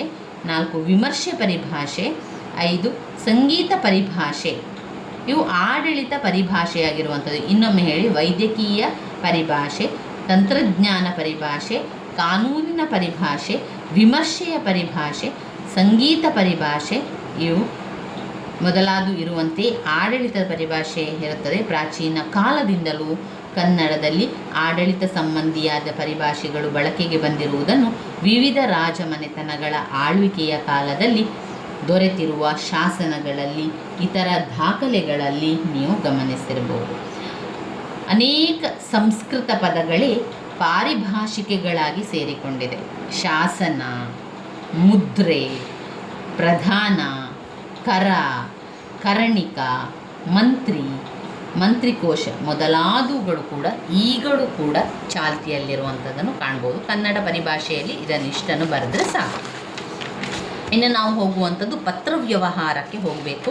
ಇಲ್ಲಿ ಪತ್ರ ವ್ಯವಹಾರದಲ್ಲಿ ತುಂಬಾ ಮುಖ್ಯವಾಗಿರುವಂತಹ ಒಂದು ಪತ್ರ ಔಪಚಾರಿಕ ಪತ್ರ ಅಥವಾ ಸರಕಾರಿ ಪತ್ರ ಇರುವಂಥದ್ದು. ಔಪಚಾರಿಕ ಪತ್ರ ಅಥವಾ ಸರಕಾರಿ ಪತ್ರಗಳನ್ನು ನೋಡ್ತಾ ಹೋಗುವ. ಔಪಚಾರಿಕ ಪತ್ರ ಅಥವಾ ಸರಕಾರಿ ಪತ್ರ ಅಂದರೆ ಏನು? ಸರಕಾರಿ ಪತ್ರ ಅಂದರೆ ಸರಕಾರದ ಅಧಿಕಾರಿಗಳು ಬರೆಯುವಂಥ ಪತ್ರ ಆಗಿರುವಂಥದ್ದು. ನಾವು ಸುಲಭದಲ್ಲಿ ಹೇಳುವುದಾದರೆ ಸರಕಾರದಿಂದ ಬರೆಯುವಂಥ ಪತ್ರ. ಸರಕಾರದಿಂದ ಬರೆಯುವ ಪತ್ರ ಅಂತ ಹೇಳಿದರೆ ಅಲ್ಲಿ ಸರಕಾರದಲ್ಲಿ ಇರುವಂಥವರು ಅಧಿಕಾರಿಗಳು ಅಂದರೆ ಜನರೇ ಅಲ್ಲಿರುವಂಥವರು. ಅಧಿಕಾರಿಗಳು ಬರೆದು ಕೊಡುವಂತಹ ಸರಕಾರದ ಹೆಸರಿನಲ್ಲಿ ಅಧಿಕಾರಿಗಳು ಬರೆಯುವಂತಹ ಪತ್ರ ಇದೆಯಲ್ಲ, ಅದನ್ನೇ ನಾವೇನು ಹೇಳ್ತೇವೆ, ಸರಕಾರಿ ಪತ್ರ ಅಥವಾ ಔಪಚಾರಿಕ ಪತ್ರ ಅಂತ ಹೇಳುವಂಥದ್ದು. ಸರಕಾರದ ಉನ್ನತ ಅಧಿಕಾರಿಗಳು ಅಂದರೆ ಸಚಿವಾಲಯದ ಕಾರ್ಯದರ್ಶಿಗಳು, ಇಲಾಖಾ ಮುಖ್ಯಸ್ಥರು, ಕಚೇರಿ ಅಧಿಕಾರಿಗಳು ಮುಂತಾದವರು ತಮ್ಮ ಅಧಿಕಾರ ವತಿಯಿಂದ ತಮ್ಮ ಹುದ್ದೆಯ ಹೆಸರಿನಲ್ಲಿ ಬರೆಯುವ ಪತ್ರಗಳನ್ನು ಸರಕಾರಿ ಪತ್ರಗಳು ಅಥವಾ ಔಪಚಾರಿಕ ಪತ್ರಗಳು ಅಂತ ಕರೀತಾರೆ. ಪತ್ರ ರಚನೆ ಮತ್ತು ವಿವಿಧ ಅಂಗಗಳನ್ನು ನೋಡಿದರೆ ಪತ್ರಗಳ ಸ್ವರೂಪ ಲಕ್ಷಣಗಳು ಯಾವ ರೀತಿ ಬರ್ತದೆ? ಪತ್ರಗಳ ಸ್ವರೂಪ ಲಕ್ಷಣಗಳು ಅಂತ ಹೇಳಿದರೆ ಅದರಲ್ಲಿ ಮೊದಲು ಪತ್ರವನ್ನು ಬರಿಬೇಕಾದ್ರೆ ಆ ಸರಕಾರದ ಹೆಸರು ಬೇಕು. ರಾಜ್ಯ ಸರಕಾರದ ಹೆಸರು, ಪತ್ರ ಬರೆಯುತ್ತಿರುವ ಇಲಾಖೆ ಹಾಗೂ ಕಚೇರಿಯ ಹೆಸರು ಬೇಕು. ನೆನಪಲ್ಲಿ ಇಟ್ಕೊಳ್ಳಿ, ಹಾಗೆ ಸರಿಯಾಗಿ ತಿಳ್ಕೊಳ್ತಾ ಹೋಗಿ, ಸರಿಯಾಗಿ ಕೇಳ್ಕೊಳ್ಳಿ. ನಾನು ಹೇಳ್ತಾ ಹೋಗ್ತೇನೆ. ಪತ್ರದ ಸ್ವರೂಪ ಲಕ್ಷಣಗಳಲ್ಲಿ ಒಂದು, ರಾಜ್ಯ ಸರಕಾರದ ಹೆಸರು. ರಾಜ್ಯ ಸರಕಾರದ ಹೆಸರು, ಪತ್ರ ಬರೆಯುತ್ತಿರುವ ಇಲಾಖೆ ಮತ್ತು ಕಚೇರಿಯ ಹೆಸರು, ಸ್ಥಳ. ಇಲ್ಲದಿದ್ದರೆ ಪತ್ರ ತಲೆಬರಹವಾಗಿ ಸ್ಪಷ್ಟವಾಗಿ ಬರೆಯಬೇಕು. ಯಾವುದು? ಪತ್ರ ಬರೆಯುವ ಇಲಾಖೆ ಹಾಗೂ ಕಚೇರಿಯ ಹೆಸರು, ಸ್ಥಳ, ಮುದ್ರಿಸಿ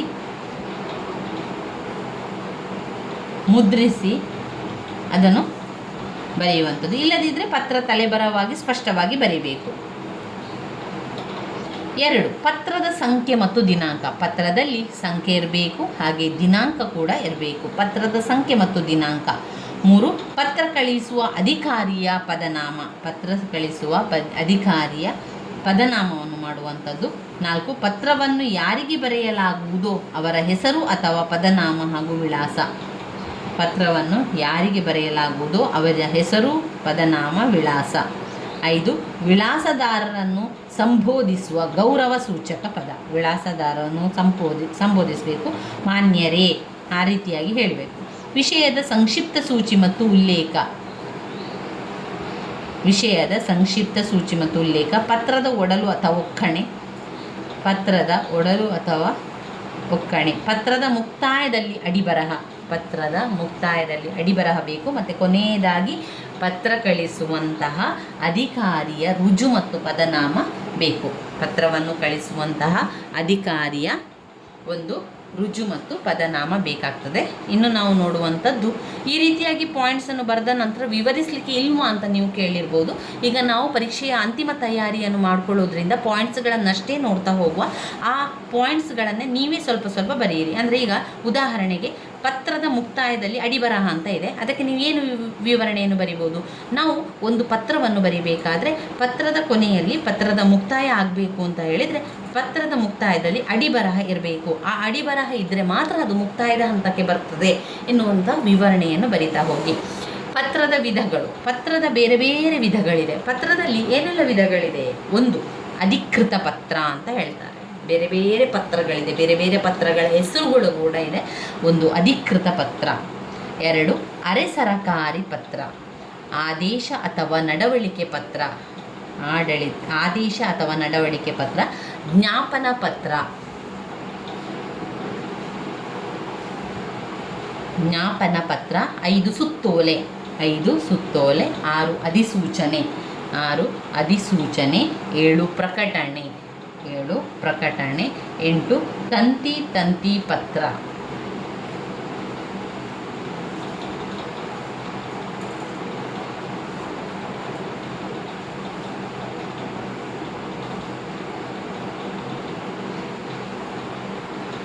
ಈ ರೀತಿಯಾಗಿ ಬರಿತಾ ಹೋಗಬೇಕು ಪತ್ರದ. ಇಷ್ಟು ಪತ್ರದ ವಿಧಗಳಾಗಿದೆ, ಬೇರೆ ಬೇರೆ ಪತ್ರಗಳು. ಇನ್ನು ಸುತ್ತೋಲೆ 5 ಅಂಕಕ್ಕೆ ಕೇಳಿದ್ದಾರೆ. ಸುತ್ತೋಲೆ ಅಂದರೆ ಏನು? ಸುತ್ತೋಲೆ ಅಂದರೆ, ಸುತ್ತೋಲೆಯು ಪತ್ರ ವ್ಯವಹಾರದ ಒಂದು ಪ್ರಕಾರ.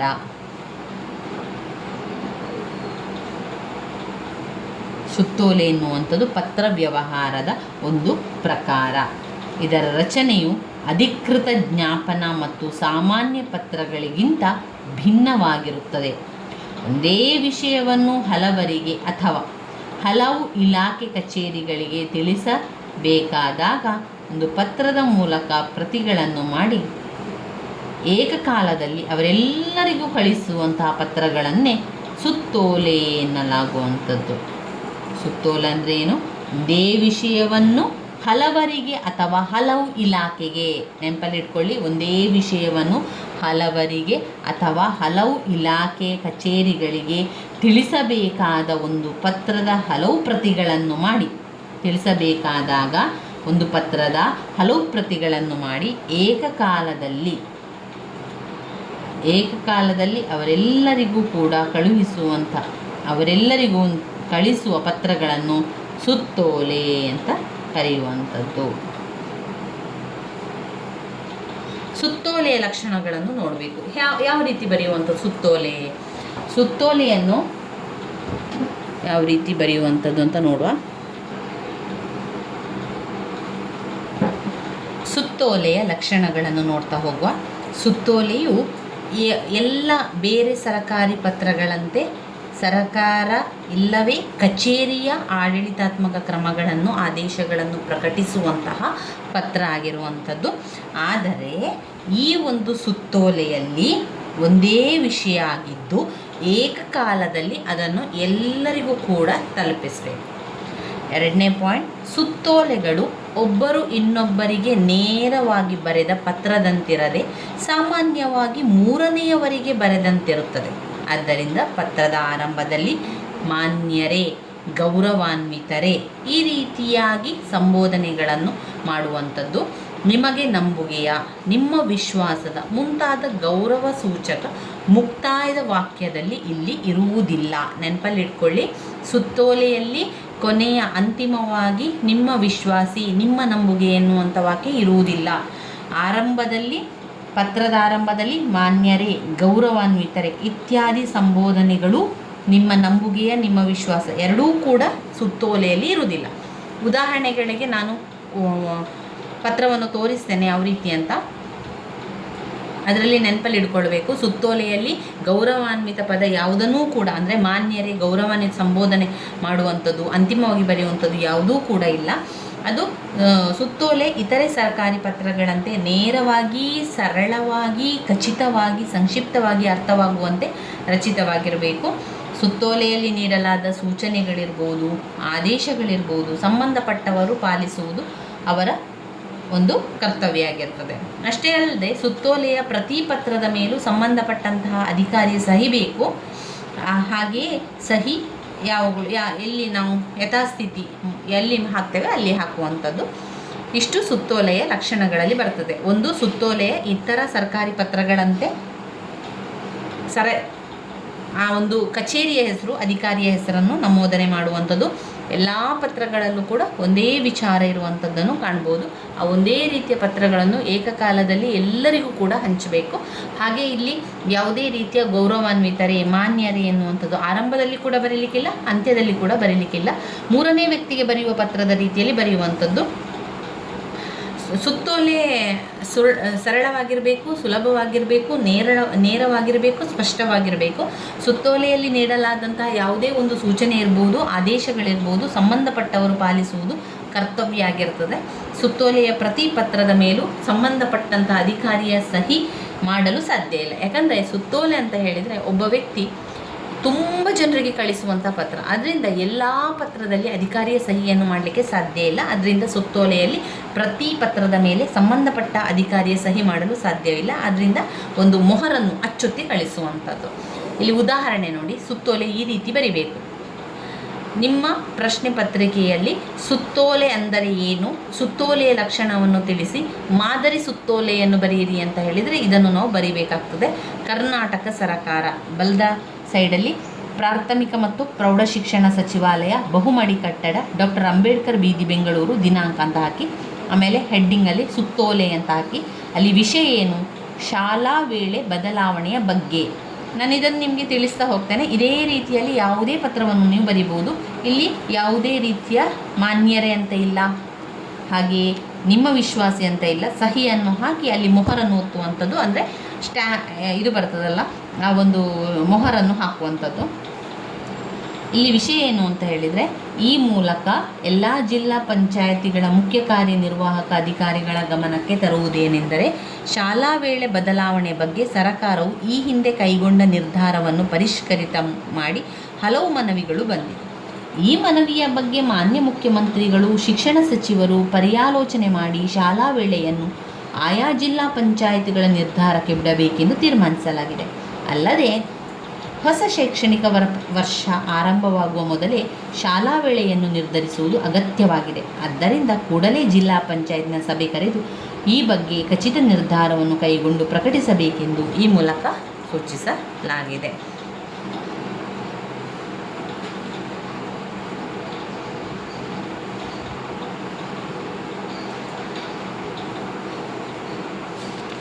ಈ ರೀತಿಯಾಗಿ ಸುತ್ತೋಲೆಯಲ್ಲಿ ಬರುವಂಥದ್ದು. ಇನ್ನೂ ಒಂದು ಮುಖ್ಯವಾದ ಪ್ರಶ್ನೆ ಇದೆ ನೋಡಿ, ಜ್ಞಾಪನಾ ಪತ್ರ. ಜ್ಞಾಪನಾ ಪತ್ರ ಅಂದರೆ ಏನು? ಜ್ಞಾಪನಾ ಪತ್ರ ಅಂತ ಹೇಳಿದರೆ ನೆನಪಿನ ಪತ್ರ, ನೆನಪಿಸಲಿಕ್ಕೆ ಮಾಡುವಂಥ ಒಂದು ಪತ್ರ. ನೆನಪಿನ ಓಲೆ ಅಂತ ಹೇಳುವಂಥದ್ದು, ಅಥವಾ ನೆನಪಿನ ಟಿಪ್ಪಣಿ ಎನ್ನುವಂಥ ಅರ್ಥವನ್ನು ಕೂಡ ಕೊಡ್ತದೆ. ಅಂದರೆ ಈಗ ಒಂದು ಆಡಳಿತ ಕ್ಷೇತ್ರದಲ್ಲಿ ಸರಕಾರದ ಒಂದು ಸಚಿವಾಲಯ ಮತ್ತೊಂದು ಸಚಿವಾಲಯಕ್ಕೆ, ಒಂದು ವಿಭಾಗ ಮತ್ತೊಂದು ವಿಭಾಗಕ್ಕೆ, ಒಂದು ಕಚೇರಿ ಮತ್ತೊಂದು ಕಚೇರಿಗೆ, ಒಂದು ಇಲಾಖೆ ಮತ್ತೊಂದು ಇಲಾಖೆಗೆ, ನೌಕರರಿಗೆ, ಸಾರ್ವಜನಿಕರಿಗೆ ಅಧಿಕೃತವಾಗಿ ಬರೆದಂತಹ ಪತ್ರ.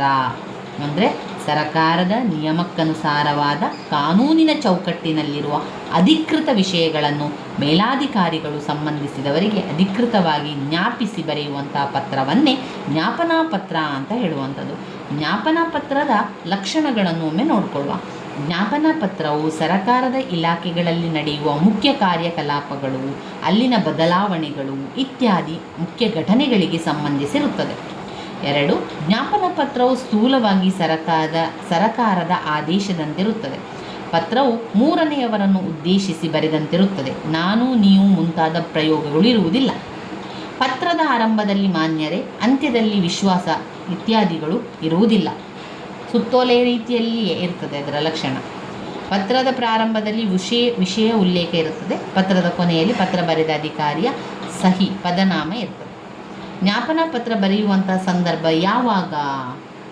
ಸರಕಾರದ ವರ್ಗಾವಣೆ, ನೇಮಕಾತಿಗಳಲ್ಲಿ, ಸರಕಾರದ ವಿಶೇಷ ಸಂದರ್ಭಗಳಲ್ಲಿ, ಸಾರ್ವಜನಿಕ ರಜೆ ಘೋಷಿಸಿದಾಗ, ಕಚೇರಿಗಳಲ್ಲಿ ಶಿಸ್ತು ಪಾಲನೆಯ ಬಗ್ಗೆ ಸಭೆ ಸಮಾರಂಭ ಏರ್ಪಡಿಸುವ ಸಂದರ್ಭದಲ್ಲಿ ಕಚೇರಿಯ ಯಾವುದೇ ನೌಕರನ ಮೇಲೆ ಶಿಸ್ತು ಕ್ರಮ ಕೈಗೊಂಡು ಅದನ್ನು ಕಚೇರಿಯಲ್ಲಿ ಅಧಿಕೃತವಾಗಿ ಪ್ರಕಟಿಸಬೇಕು.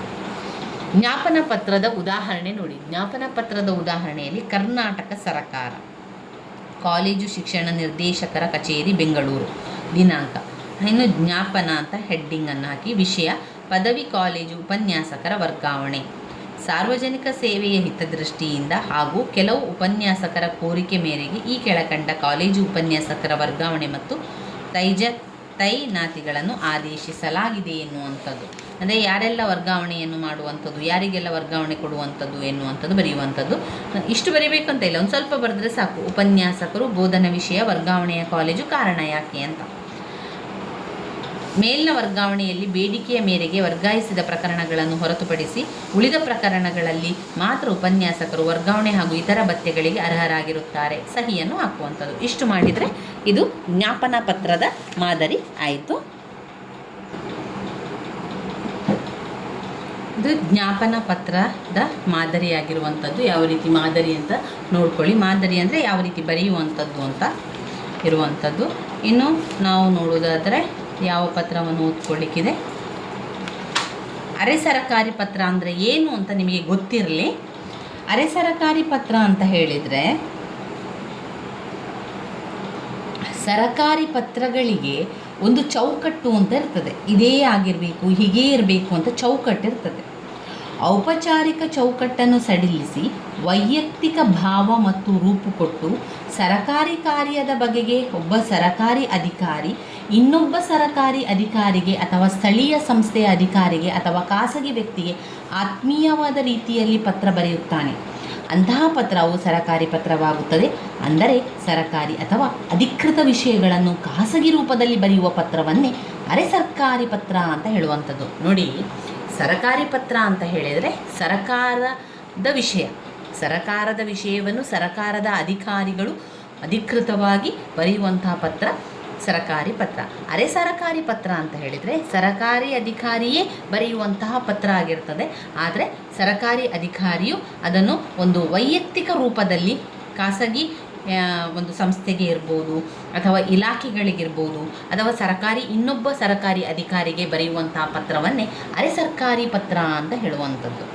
ಅರೆ ಸರ್ಕಾರಿ ಪತ್ರ ಬರೆಯುವಂಥ ಸಂದರ್ಭ ಯಾವುದಿದೆ, ಯಾವ ಸಂದರ್ಭದಲ್ಲಿ ಅವನು ಅಧಿಕಾರಿ ಬರೀಬಹುದು ಅಂತ ಹೇಳಿದರೆ, ಸರಕಾರಿ ಕೆಲಸದ ವಿಷಯದಲ್ಲಿ ಒಂದು ಕಚೇರಿಯ ಅಧಿಕಾರಿಯು ಇನ್ನೊಂದು ಕಚೇರಿಯ ಅಧಿಕಾರಿಯ ವೈಯಕ್ತಿಕ ಗಮನ ಸೆಳೆಯಲು ಬಯಸಿದಾಗ, ಕಳುಹಿಸಿರುವ ಪತ್ರಗಳಿಗೆ ಉತ್ತರ ಬಾರದೇ ಇದ್ದಾಗ, ತುಂಬ ತಡವಾಗುತ್ತಿದೆ ಎಂಬ ಭಾವನೆ ಉಂಟಾದಾಗ, ಅನೇಕ ಔಪಚಾರಿಕ ಸರಕಾರಿ ನೆನಪೋಲೆಗಳು ಹೋದರೂ ಅವಕ್ಕೆ ಉತ್ತರ ಬಾರದೇ ಇದ್ದಾಗ, ತುರ್ತು ಸಂದರ್ಭಗಳಲ್ಲಿ ಸ್ಥಳೀಯ ಸಂಸ್ಥೆಯೊಂದರ ಅಧಿಕಾರಿಯಿಂದ ಖಾಸಗಿ ವ್ಯಕ್ತಿಯಿಂದ ಯಾವುದಾದರೊಂದು ಮಾಹಿತಿ ಬೇಕಾದಾಗ, ಯಾವುದಾದರೊಂದು ಕ್ಷೇತ್ರದಲ್ಲಿ ಸಾಧನೆ, ಪ್ರಶಸ್ತಿ, ಪುರಸ್ಕಾರ, ಬಹುಮಾನ ಪಡೆದ ವ್ಯಕ್ತಿಗೆ ವೈಯಕ್ತಿಕ ಭಾವನೆಯ ಗೌರವವನ್ನು ಸರಕಾರದ ಪರವಾಗಿ ಅಧಿಕಾರಿಗೆ ತೋರಿಸಲು ಬಯಸಿದಾಗ, ಒಬ್ಬ ಅಧಿಕಾರಿಯ ಕೆಲಸದ ಬಗ್ಗೆ ಮತ್ತೊಬ್ಬ ಅಧಿಕಾರಿ ಮೆಚ್ಚುಗೆ ವ್ಯಕ್ತಪಡಿಸಲು ಬಯಸಿದಾಗ, ಒಂದು ಕಚೇರಿಯ ಅಧಿಕಾರಿಯ ಕೆಲಸ ಅಸಮರ್ಪಕವೆನಿಸಿದಾಗ ಅಥವಾ ಇನ್ನಿತರ ಯಾವುದೇ ಒಂದು ಕಾರಣಗಳಿಗಾಗಿ ಅರೆ ಸರ್ಕಾರಿ ಪತ್ರವನ್ನು ಬರೆಯಬಹುದಾಗಿದೆ. ಅರೆ ಸರ್ಕಾರಿ ಪತ್ರದ ಒಂದು ಮಾದರಿ ಈ ರೀತಿಯಾಗಿರ್ತದೆ ನೋಡಿ. ಇದರಲ್ಲಿ ವಿಷಯ, ಉಲ್ಲೇಖ, ಸನ್ಮಾನ್ಯ ಶ್ರೀ ವಿಠಲ್ ರಾವ್ ಅವರೇ ಅಂತ ಸಂಬೋಧನೆ ಮಾಡಿರುವಂಥದ್ದು. ಉಲ್ಲೇಖಿತ ಪತ್ರವನ್ನು ದಯವಿಟ್ಟು ಗಮನಿಸಿ. ನಮ್ಮ ಕಾಲೇಜಿನಲ್ಲಿ ಕನ್ನಡ ಅಧ್ಯಾಪಕರಾಗಿ ಕೆಲಸ ಮಾಡುತ್ತಿದ್ದ ಶ್ರೀ BK ಚೆಲುವರಾಜ್ ಅವರು ದಿನಾಂಕ ರಂದು ನಮ್ಮ ಕೆಲಸಕ್ಕೆ ರಾಜೀನಾಮೆ ಕೊಟ್ಟು ಅಂಗೀಕಾರವು ಆಗಿರುವುದರಿಂದ ಈಗ ನಮಗೆ ಕನ್ನಡ ಅಧ್ಯಾಪಕರಿಲ್ಲದೆ ತುಂಬ ತೊಂದರೆಯಾಗಿದೆ. ಈಗ ಇರುವ ಒಬ್ಬರೇ ಅಧ್ಯಾಪಕರು ಕೂಡ ಅನಾರೋಗ್ಯ ನಿಮಿತ್ತ 1 ತಿಂಗಳ ಕಾಲ ರಜೆ ಹಾಕಿದ್ದಾರೆ. ಹಾಗಾಗಿ ಈಗ ಕಾಲೇಜಿನಲ್ಲಿ ಕನ್ನಡ ತರಗತಿಗಳೇ ನಡೆಯದೆ ವಿದ್ಯಾರ್ಥಿಗಳಿಗೆ ತುಂಬ ತೊಂದರೆಯಾಗಿದೆ. ಅದೂ ಅಲ್ಲದೆ ವಿದ್ಯಾರ್ಥಿಗಳು ತರಗತಿ ಇಲ್ಲದ ಸಮಯದಲ್ಲಿ ಕಾಲೇಜಿನ ತುಂಬ ಓಡಾಡುತ್ತಾ ಗದ್ದಲ ಮಾಡುವುದರಿಂದ ಇತರ ತರಗತಿಗಳಿಗೂ ತೊಂದರೆಯಾಗುತ್ತಿದೆ. ಹಲವಾರು ವರ್ಷಗಳ ಕಾಲ ಕಾಲೇಜಿನ ಪ್ರಾಂಶುಪಾಲರಾಗಿ ಕೆಲಸ ಮಾಡಿ ಅನುಭವ ಪಡೆದಿರುವ ತಮಗೆ ಕಾಲೇಜಿನಲ್ಲಿ ಅಧ್ಯಾಪಕರಿಲ್ಲದೇ ಇದ್ದರೆ ಆಗುವ ತೊಂದರೆಗಳು ಚೆನ್ನಾಗಿ ತಿಳಿದಿದೆ. ಜೊತೆಗೆ ವಿದ್ಯಾರ್ಥಿಗಳು ಕನ್ನಡ ಕಲಿಯುವುದರ ಬಗ್ಗೆ ತಮಗಿರುವ ಕಾಳಜಿ ನಮಗೆಲ್ಲರಿಗೂ ತಿಳಿದೇ ಇದೆ. ಈ ಹಿಂದೆ ನಾವು ಈ ಕುರಿತು ಬರೆದ ಪತ್ರಗಳು ತಮ್ಮ ಗಮನಕ್ಕೆ ಬಾರದೇ ಇರಲೂಬಹುದು. ಆದ್ದರಿಂದ ದಯವಿಟ್ಟು ಕೂಡಲೇ ಈ ದಿಸೆಯಲ್ಲಿ ಕ್ರಮ ಕೈಗೊಂಡು ಆದಷ್ಟು ಕೂಡಲೇ ಒಬ್ಬ ಕನ್ನಡ ಅಧ್ಯಾಪಕರನ್ನು ಈಗ ನಮ್ಮ ಕಾಲೇಜಿನಲ್ಲಿ ಖಾಲಿ ಇರುವ ಜಾಗಕ್ಕೆ ವರ್ಗಾವಣೆ ಮಾಡಿಕೊಡಬೇಕೆಂದು ಕೋರುತ್ತೇನೆ. ವಂದನೆಗಳು. ತಮ್ಮ ವಿಶ್ವಾಸ ಸಹಿ ಅಂತ ಕಳಿಸುವಂಥದ್ದು. ಇದು ಅರೆ ಸರಕಾರಿ ಪತ್ರ ಆಗಿರುವಂಥದ್ದು.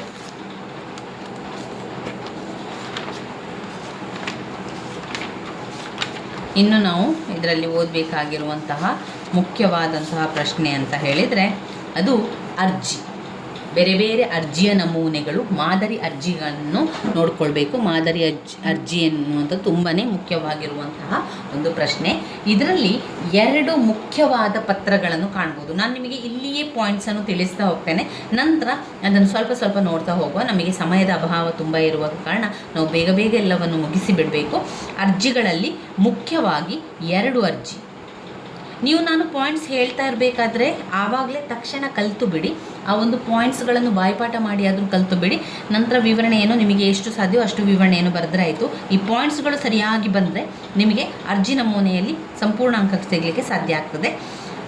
ಎರಡು ಪಾಯಿಂಟ್ಸ್ಗಳು. ಅರ್ಜಿಯಲ್ಲಿ 2 ವಿಧ. ಒಂದು ಪತ್ರ ರೂಪದ ಅರ್ಜಿ, ಎರಡನೆಯನು ನಮೂನೆ ಅರ್ಜಿ.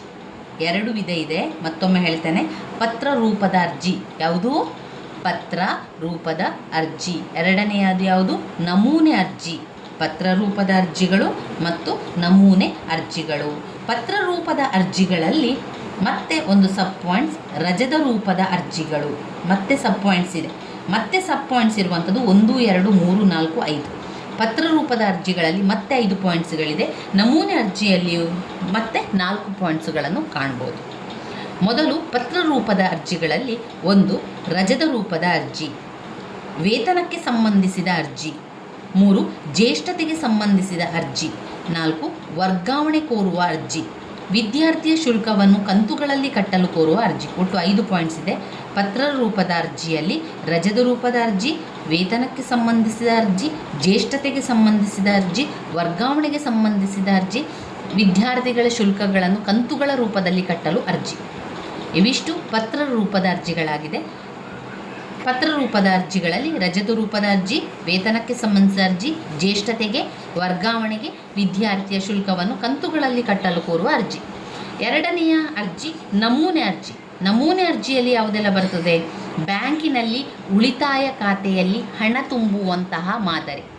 ಬ್ಯಾಂಕಿನಲ್ಲಿ ಉಳಿತಾಯ ಖಾತೆಯಲ್ಲಿ ಹಣ ತುಂಬುವ ಚಲನ್ನ ಮಾದರಿ.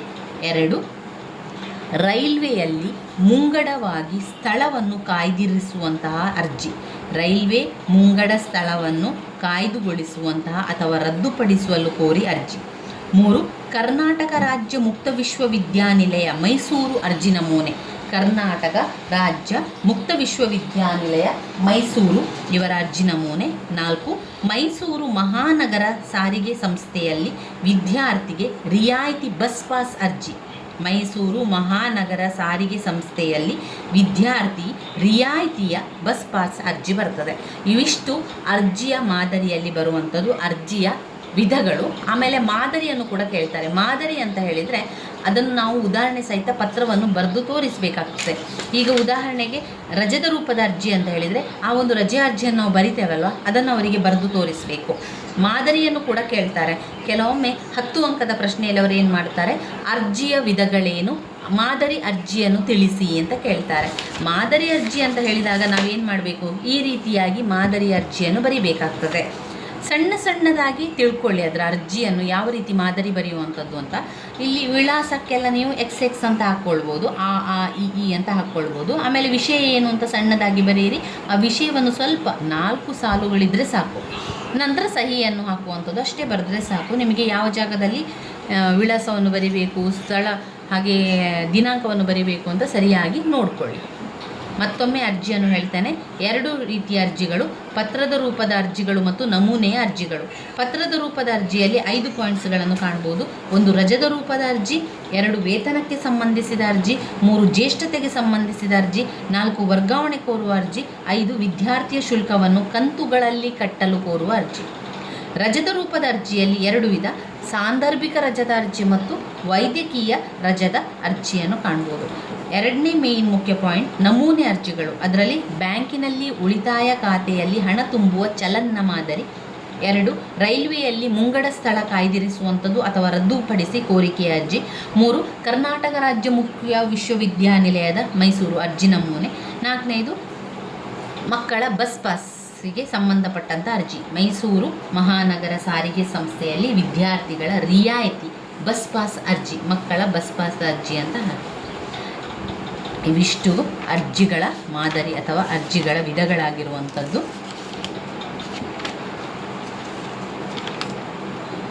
ನೋಡಿ, ಪತ್ರದ ರೂಪದ ಅರ್ಜಿಯಲ್ಲಿ ಮೊದಲಿಗೆ ಅರ್ಜಿ, ಪತ್ರದ ರೂಪದ ಅರ್ಜಿ, ಪತ್ರವನ್ನು ಬರೆಯುವಂಥದ್ದು. ಪತ್ರಗಳನ್ನು ಬರೆದು ಅದರಲ್ಲಿ 2 ಪತ್ರವನ್ನು ಬರೆಯಲಿಕ್ಕಿದೆ. ಒಂದು ಸಾಂದರ್ಭಿಕ ರಜದ ಅರ್ಜಿ, ಮತ್ತೊಂದು ವೈದ್ಯಕೀಯ ರಜದ ಅರ್ಜಿ. ಪತ್ರವನ್ನು ಬರೆಯುವಂಥದ್ರಲ್ಲಿ ಇಷ್ಟು ಪಾಯಿಂಟ್ಸ್ ಇದೆ ನೋಡಿ. ಪತ್ರದ ರೂಪದ ಅರ್ಜಿಯಲ್ಲಿ ವಿಧಗಳು: ರಜದ ಅರ್ಜಿ, ವೇತನಕ್ಕೆ ಸಂಬಂಧಿಸಿದ ಅರ್ಜಿ, ಜ್ಯೇಷ್ಠತೆಗೆ ಸಂಬಂಧಿಸಿ ವರ್ಗಾವಣೆಯನ್ನು ಕೊಡಿ, ವಿದ್ಯಾರ್ಥಿಯ ಶುಲ್ಕ ಕಂತುಗಳಲ್ಲಿ ಕಟ್ಟುವಂಥದ್ದು, ಫಲಿತಾಂಶದಲ್ಲಿ ಆಗಿರಬಹುದಾದ ಲೋಪದೋಷಗಳನ್ನು ಸರಿಪಡಿಸಲು, ಶೈಕ್ಷಣಿಕ ಪ್ರವಾಸಕ್ಕೆ ಅನುಮತಿ ನೀಡಬೇಕೆಂದು ಕೋರಿ ಅರ್ಜಿ. ಅದು ಯಾವುದರಲ್ಲಿ ಬರ್ತದೆ? ಪತ್ರದ ಮೂಲಕದ ಅರ್ಜಿಯ ಪಾಯಿಂಟ್ಸ್ಗಳು, ಪತ್ರದ ರೂಪದ ಅರ್ಜಿಯ ಪಾಯಿಂಟ್ಸ್ಗಳು ಇಲ್ಲಿ ಬರ್ತದೆ ನೋಡಿ. ರಜದ ಅರ್ಜಿ, ವೇತನಕ್ಕೆ ಸಂಬಂಧಿಸಿದ ಅರ್ಜಿ, ಜ್ಯೇಷ್ಠತೆ ಮತ್ತು ಬಡ್ತಿಗೆ ಸಂಬಂಧಿಸಿದ ಅರ್ಜಿ, ವರ್ಗಾವಣೆ ಕೋರುವ ಅರ್ಜಿ, ವಿದ್ಯಾರ್ಥಿಯು ಶುಲ್ಕವನ್ನು ಕಂತುಗಳಲ್ಲಿ ಕಟ್ಟಲು ಕೋರುವ ಅರ್ಜಿ, ಫಲಿತಾಂಶದಲ್ಲಿ ಆಗಿರಬಹುದಾದ ಲೋಪದೋಷಗಳನ್ನು ಸರಿಪಡಿಸಲು ಅರ್ಜಿ, ಶೈಕ್ಷಣಿಕ ಪ್ರವಾಸಕ್ಕೆ ಅನುಮತಿ ನೀಡಬೇಕೆಂದು ಕೋರಿ ಅರ್ಜಿ. ಇದು ರಜದ ರೂಪದ ಅರ್ಜಿಯಲ್ಲಿ ಬರುವಂಥದ್ದು. ಅದರಲ್ಲಿ 2 ವಿಧ. ರಜದ ರೂಪದ ಅರ್ಜಿ, ಮೊದಲನೆಯ ಪಾಯಿಂಟ್ ರಜದ ರೂಪದ ಅರ್ಜಿ. ರಜದ ರೂಪದ ಅರ್ಜಿ ಅಂದರೆ ರಜೆಯನ್ನು ಕೋರಿ ಕೇಳುವಂಥದ್ದು, ಮೇಲಾಧಿಕಾರಿಗಳಿಗೆ ಒಂದು ಪತ್ರವನ್ನು ಬರೆಯುವಂಥದ್ದು. ಆ ಒಂದು ಅರ್ಜಿಯನ್ನೇ ರಜದ ರೂಪದ ಅರ್ಜಿ ಅಂತ ಹೇಳುವಂಥದ್ದು. ರಜೆ ಬೇಕು ಅಂತ ಹೇಳುವಂಥದ್ದು. ರಜದ ಅರ್ಜಿಗಳು ಸಕಾರಣವಾಗಿರಬೇಕು. ರಜವನ್ನು ಕೋರುವ ದಿನಗಳ ಸಂಖ್ಯೆ, ದಿನಾಂಕವನ್ನು ಸ್ಪಷ್ಟವಾಗಿ ಬರೆಯಬೇಕು. ರಜೆಗಳಲ್ಲಿ ಸಾಂದರ್ಭಿಕ ರಜೆ, ಗಳಿಕೆ ರಜೆ, ಪರಿವರ್ತಿತ ರಜೆ ಮುಂತಾದ ವಿಧದ ಪ್ರಕಾರಗಳನ್ನು ನಾವು ನೋಡ್ಬೋದು. ರಜದ ರೂಪದಲ್ಲಿ ಒಂದು ಸಾಂದರ್ಭಿಕ ರಜೆ ಮತ್ತು ವೈದ್ಯಕೀಯ ಸಾಂದರ್ಭಿಕವಾದ ರಜೆಯನ್ನು ಈ ರೀತಿಯಾಗಿ ಬರೆಯಿರಿ ನೋಡಿ. ಇಷ್ಟು ಕಲ್ತ್ರೆ ಸಾಕು ನೀವು. ಇಂದ ಅರ್ಜಿದಾರರ ಹೆಸರು XXX, ಹುದ್ದೆ XX, ಕಚೇರಿ ಹೆಸರು, ಕಚೇರಿಯ ಸ್ಥಳ, ಯಾರಿಗೆ? ಇವರಿಗೆ, ಪದನಾಮ ಕಚೇರಿ. ಆಮೇಲೆ ದಿನಾಂಕ, ಈ ದಿನಾಂಕ ಅನಾರೋಗ್ಯದ ಕಾರಣ ನಾನು ಕಚೇರಿಗೆ ಬರಲು ಸಾಧ್ಯವಾಗುವುದಿಲ್ಲ, ಆದ್ದರಿಂದ 1 ದಿನದ ಸಾಂದರ್ಭಿಕ ರಜೆ ಮಂಜೂರು ಮಾಡಿಕೊಡಬೇಕಾಗಿ ಕೋರುತ್ತೇನೆ. ವಂದನೆಗಳೊಂದಿಗೆ ತಮ್ಮ ವಿಧೇಯ, ದಿನಾಂಕ, ಸ್ಥಳವನ್ನೆಲ್ಲ ಹಾಕಿ.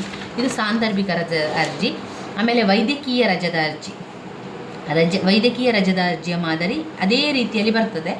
ಇಲ್ಲಿ ನನಗೆ ಎಷ್ಟು ದಿವಸಗಳ ಕಾಲ ಬೇಕು ಅಂತ ಹೇಳಿ ವೈದ್ಯರು ಇಷ್ಟು ದಿವಸ ಓಡಾಡಬಾರ್ದು, ರೆಸ್ಟ್ ತಗೊಳ್ಬೇಕು ಅಂತ ಹೇಳಿದ್ದಾರೆ.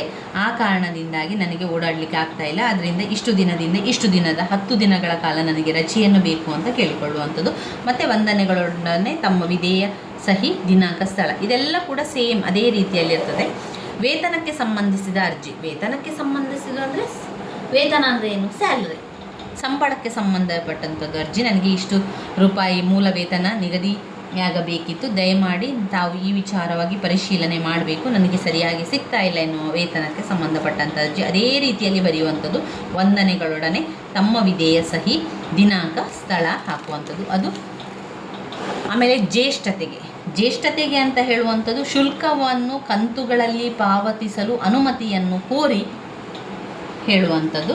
ನಾನು ಈ ಒಂದು ಸೆಮಿಸ್ಟರ್ಗೆ ಸೇರಿದ್ದೇನೆ, 3,500 ರೂಪಾಯಿಗಳನ್ನು ಶುಲ್ಕವಾಗಿ ಪಾವತಿಸಬೇಕಾಗಿದೆ. 2 ಅಲ್ಲ 7. ಒಂದೇ ಕಂತಿನಲ್ಲಿ ಪಾವತಿಸಲು ಸಾಧ್ಯ ಆಗ್ತಾ ಇಲ್ಲ, ಅದರಿಂದ ನನ್ನ ತಂದೆಯವರು ನಿವೃತ್ತರಾದ್ದರಿಂದ ಅಷ್ಟು ಹಣ ಪಾವತಿಸಲು ಕಷ್ಟವಾಗುತ್ತಿದೆ. ನನಗೆ 3 ಕಂತುಗಳಲ್ಲಿ ಹಣವನ್ನು ಕಟ್ಟಲು ಅವಕಾಶ ಮಾಡಿಕೊಟ್ಟರೆ ಮಹದುಪಕಾರವಾಗುತ್ತದೆ ಎಂದು ಪ್ರಾರ್ಥಿಸುತ್ತೇನೆ. ವಂದನೆಗಳೊಡನೆ ತಮ್ಮ ವಿಧೇಯ ವಿದ್ಯಾರ್ಥಿ. ಈ ರೀತಿಯಾಗಿ ಅದು ಜ್ಯೇಷ್ಠತೆಗೆ ಸಂಬಂಧಿಸಿದ ಅರ್ಜಿ. ಆಮೇಲೆ ವರ್ಗಾವಣೆ ಕೋರುವ ಅರ್ಜಿ. ನನಗೆ ವರ್ಗಾವಣೆಯನ್ನು ಕೊಡಬೇಕು, ನಾನು ಇಲ್ಲಿಂದ ಅಲ್ಲಿಗೆ ಹೋಗ್ತಾ ಇದ್ದೇನೆ ಎನ್ನುವ ಕಾರಣವನ್ನು ಬರೀರಿ, ಅದು ವರ್ಗಾವಣೆಯನ್ನು ಕೋರಿ ಅರ್ಜಿ. ಅದೇ ರೀತಿ ಇಂದ ಮತ್ತು ಇವರಿಗೆ ಅಂತ ಹಾಕಿ, ಮತ್ತು ವಿಷಯ ಮಾನ್ಯರೇ ಅಂತ ಬರೆದು ವಿಷಯ ಅಂತ ಬರೀರಿ. ವಿಷಯ ಬರೆದು ವಿಷಯವನ್ನು ಬರೆದ ನಂತರ ವಂದನೆಗಳೊಡನೆ ತಮ್ಮ ವಿಧೇಯ, ಸಹಿ, ದಿನಾಂಕ, ಸ್ಥಳ. ಇನ್ನು ಬರುವಂಥದ್ದು ನಮೂನೆ ಅರ್ಜಿಗಳು. 2ನೇದು ನಮೂನೆ ಅರ್ಜಿ. ನಮೂನೆ ಅರ್ಜಿಯನ್ನು ನಮಗೆ ಪರೀಕ್ಷೆಯಲ್ಲಿ ಬರೀಲಿಕ್ಕೆ ಆಗೋದಿಲ್ಲ, ಯಾಕಂದರೆ ಇದೆಲ್ಲ ಕೂಡ ಬ್ಯಾಂಕಿನ ಉಳಿತಾಯ ಖಾತೆಯ ಹಣ ತುಂಬುವ ಚಲನ. ಸ್ವಲ್ಪ ಬರಿಬೋದು, ಹೆಸರು, ಆಮೇಲೆ ನಮ್ಮ ಫೋನ್ ನಂಬರ್, ನಮ್ಮ ಒಂದು ಬ್ಯಾಂಕಿನ ಖಾತೆಯ ನಂಬರ್, ಎಷ್ಟು ಉಳಿತಾಯ ಹಣವನ್ನು ಹಾಕುವಂಥದ್ದು, ಅದನ್ನೆಲ್ಲ ಸ್ವಲ್ಪ ಬರೀರಿ. ಒಂದು ಕಾಲಮ್ ಮಾಡಿ. ನೀವು ಎಲ್ಲವನ್ನು ಬರಿಬೇಕು ಅಂತ ಇಲ್ಲ, ನಿಮ್ಮ ಉತ್ತರ ಪತ್ರಿಕೆಯಲ್ಲಿ ಈ ರೀತಿಯಾಗಿ ಮಾಡಿ ಒಂದು ಚಿತ್ರವನ್ನು ಬಿಡಿಸಿ. ಇಲ್ಲಿ ಒಂದು ನಡುವಿನಲ್ಲಿ ಒಂದು ಹೀಗೆ ಮತ್ತೆ ಮತ್ತೆ ಹೀಗೆ ಒಂದು ಲೈನನ್ನು ಹಾಕಿ ಒಂದು ಸಾಧಾರಣವಾಗಿ ಅದೇ ಫಾರ್ಮ್ಯಾಟಿನಲ್ಲಿರುವಂತೆ ಒಂದು ಚಿತ್ರವನ್ನು ಬಿಡಿಸಿದರೆ ಆಯಿತು. ಆರಂಭದಲ್ಲಿ ಹೆಸರು, ವಿಳಾಸ, ಸೇವಿಂಗ್ ಮಾಡುವಂತಹ ಉಳಿತಾಯ ಖಾತೆಯ ಹಣದ ವಿವರ ಸಂಖ್ಯೆಯಲ್ಲಿ ಆ ರೀತಿಯಾಗಿ ಸ್ವಲ್ಪ ಸ್ವಲ್ಪ ಬರೀರಿ. ಇದೇ ರೀತಿಯಾಗಿ ಮಾಡಿದರೆ ಆಯಿತು. ಎಲ್ಲವನ್ನು ಬರಿಬೇಕು ಅಂತ ಇಲ್ಲ. ಫೋಟೋ ಅದು ರೈಲ್ವೆ ಮುಂಗಡ ಸ್ಥಳ ಕಾಯ್ದಿರಿಸುವ ರದ್ದುಗೊಳಿಸುವಂಥ ಕೋರಿ, ಅಂದರೆ ರೈಲ್ವೆಯಲ್ಲಿ ನನಗೆ ಟಿಕೆಟ್ ಬುಕ್ಕಿಂಗ್ ಆಗಬೇಕು ಅಂತ ಕೇಳಿ ಬರೆಯುವಂಥ ಪತ್ರ. ಅದು ಕೂಡ ಹಾಗೆ ನಾವು ಬರೆಯುವಂಥದ್ದಲ್ಲ, ಇದು ನಮೂನೆ ಅರ್ಜಿ ಆದ್ದರಿಂದ ಸ್ವಲ್ಪ ಒಂದು ಸ್ಕೇಲಲ್ಲಿ ಲೈನನ್ನು ಹಾಕ್ಕೊಳ್ಳಿ, ಅಥವಾ ನಿಮ್ಮ ಪೆನ್ನಿನಲ್ಲಿ ಒಂದು ಕಾಲಮ್ ರೀತಿ ಮಾಡಿ ಅಲ್ಲಿ ಕ್ರಮ ಸಂಖ್ಯೆಯನ್ನೆಲ್ಲ ಹಾಕಿ, ದಿನಾಂಕವನ್ನೆಲ್ಲ ಹಾಕಿ, ಹೆಸರು, ನಂಬರ್ ಅದನ್ನೆಲ್ಲ ಹಾಕಿಕೊಳ್ಳಿ.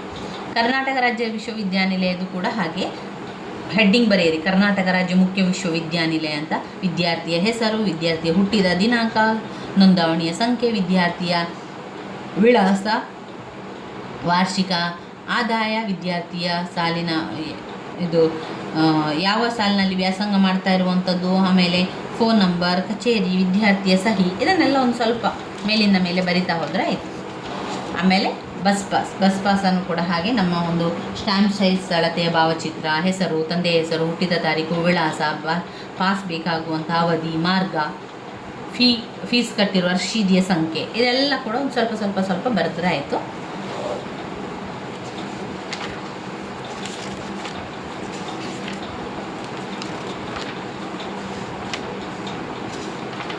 ಇನ್ನು ಬರುವಂಥದ್ದು ವೆರಿ ವೆರಿ ಇಂಪಾರ್ಟೆಂಟ್ ಆಗಿರುವಂಥ ಒಂದು ಪ್ರಶ್ನೆ, ಲೇಖನ ಚಿಹ್ನೆಗಳು. ಲೇಖನ ಚಿಹ್ನೆಯಲ್ಲೂ ಕೂಡ ಹಾಗೆ ಬೇರೆ ಬೇರೆ ಲೇಖನ ಚಿಹ್ನೆಗಳಿದೆ. ಚಿಹ್ನೆಗಳನ್ನು ಬಾಯ್ಪಾಠ ಮಾಡಿಕೊಳ್ಳಿ. ನಂತರ ಅದನ್ನು ವಿವರಿಸಲಿಕ್ಕೆ ನಿಮಗೆ ಯಾವ ಚಿಹ್ನೆಯನ್ನು ನೀವು ಬರಿತೀರಿ ಅದಕ್ಕೆ ಸಂಬಂಧಪಟ್ಟಂತೆ ವಿವರಣೆಯನ್ನು ಬರಿತಾ ಆದರೆ ಆಯಿತು. ಲೇಖನ ಚಿಹ್ನೆಗಳನ್ನು ಬರವಣಿಗೆಯ ಚಿಹ್ನೆಗಳೆಂದು ವ್ಯಾಪಕವಾದ ಅರ್ಥದಲ್ಲಿ ಬಳಸುವುದುಂಟು. ಅಂದರೆ ನಾವು ಬರವಣಿಗೆಯನ್ನು ಬರಿತಾ ಇರಬೇಕಾದ್ರೆ ಬಳಸುವಂತಹ ಚಿಹ್ನೆಗಳಿಗೆ ಲೇಖನ ಚಿಹ್ನೆಗಳು ಅಂತ ಹೇಳುವಂಥದ್ದು. ಈಗ ನಾವು ಬರವಣಿಗೆಯ ಸಂದರ್ಭದಲ್ಲಿ ಅನೇಕ ಚಿಹ್ನೆಗಳನ್ನು ಬಳಸ್ತಾ ಹೋಗ್ತೇವೆ. ಆ ಎಲ್ಲ ಚಿಹ್ನೆಗಳು ಲೇಖನ ಚಿಹ್ನೆಗಳಾಗಿರ್ತದೆ. ಆ ಚಿಹ್ನೆಗಳ ಹೆಸರನ್ನು ಹೇಳ್ತಾ ಹೋಗ್ತೇನೆ. ಅಲ್ಪ ವಿರಾಮ, 2 ಅರ್ಧ ವಿರಾಮ, 3 ಪೂರ್ಣ ವಿರಾಮ,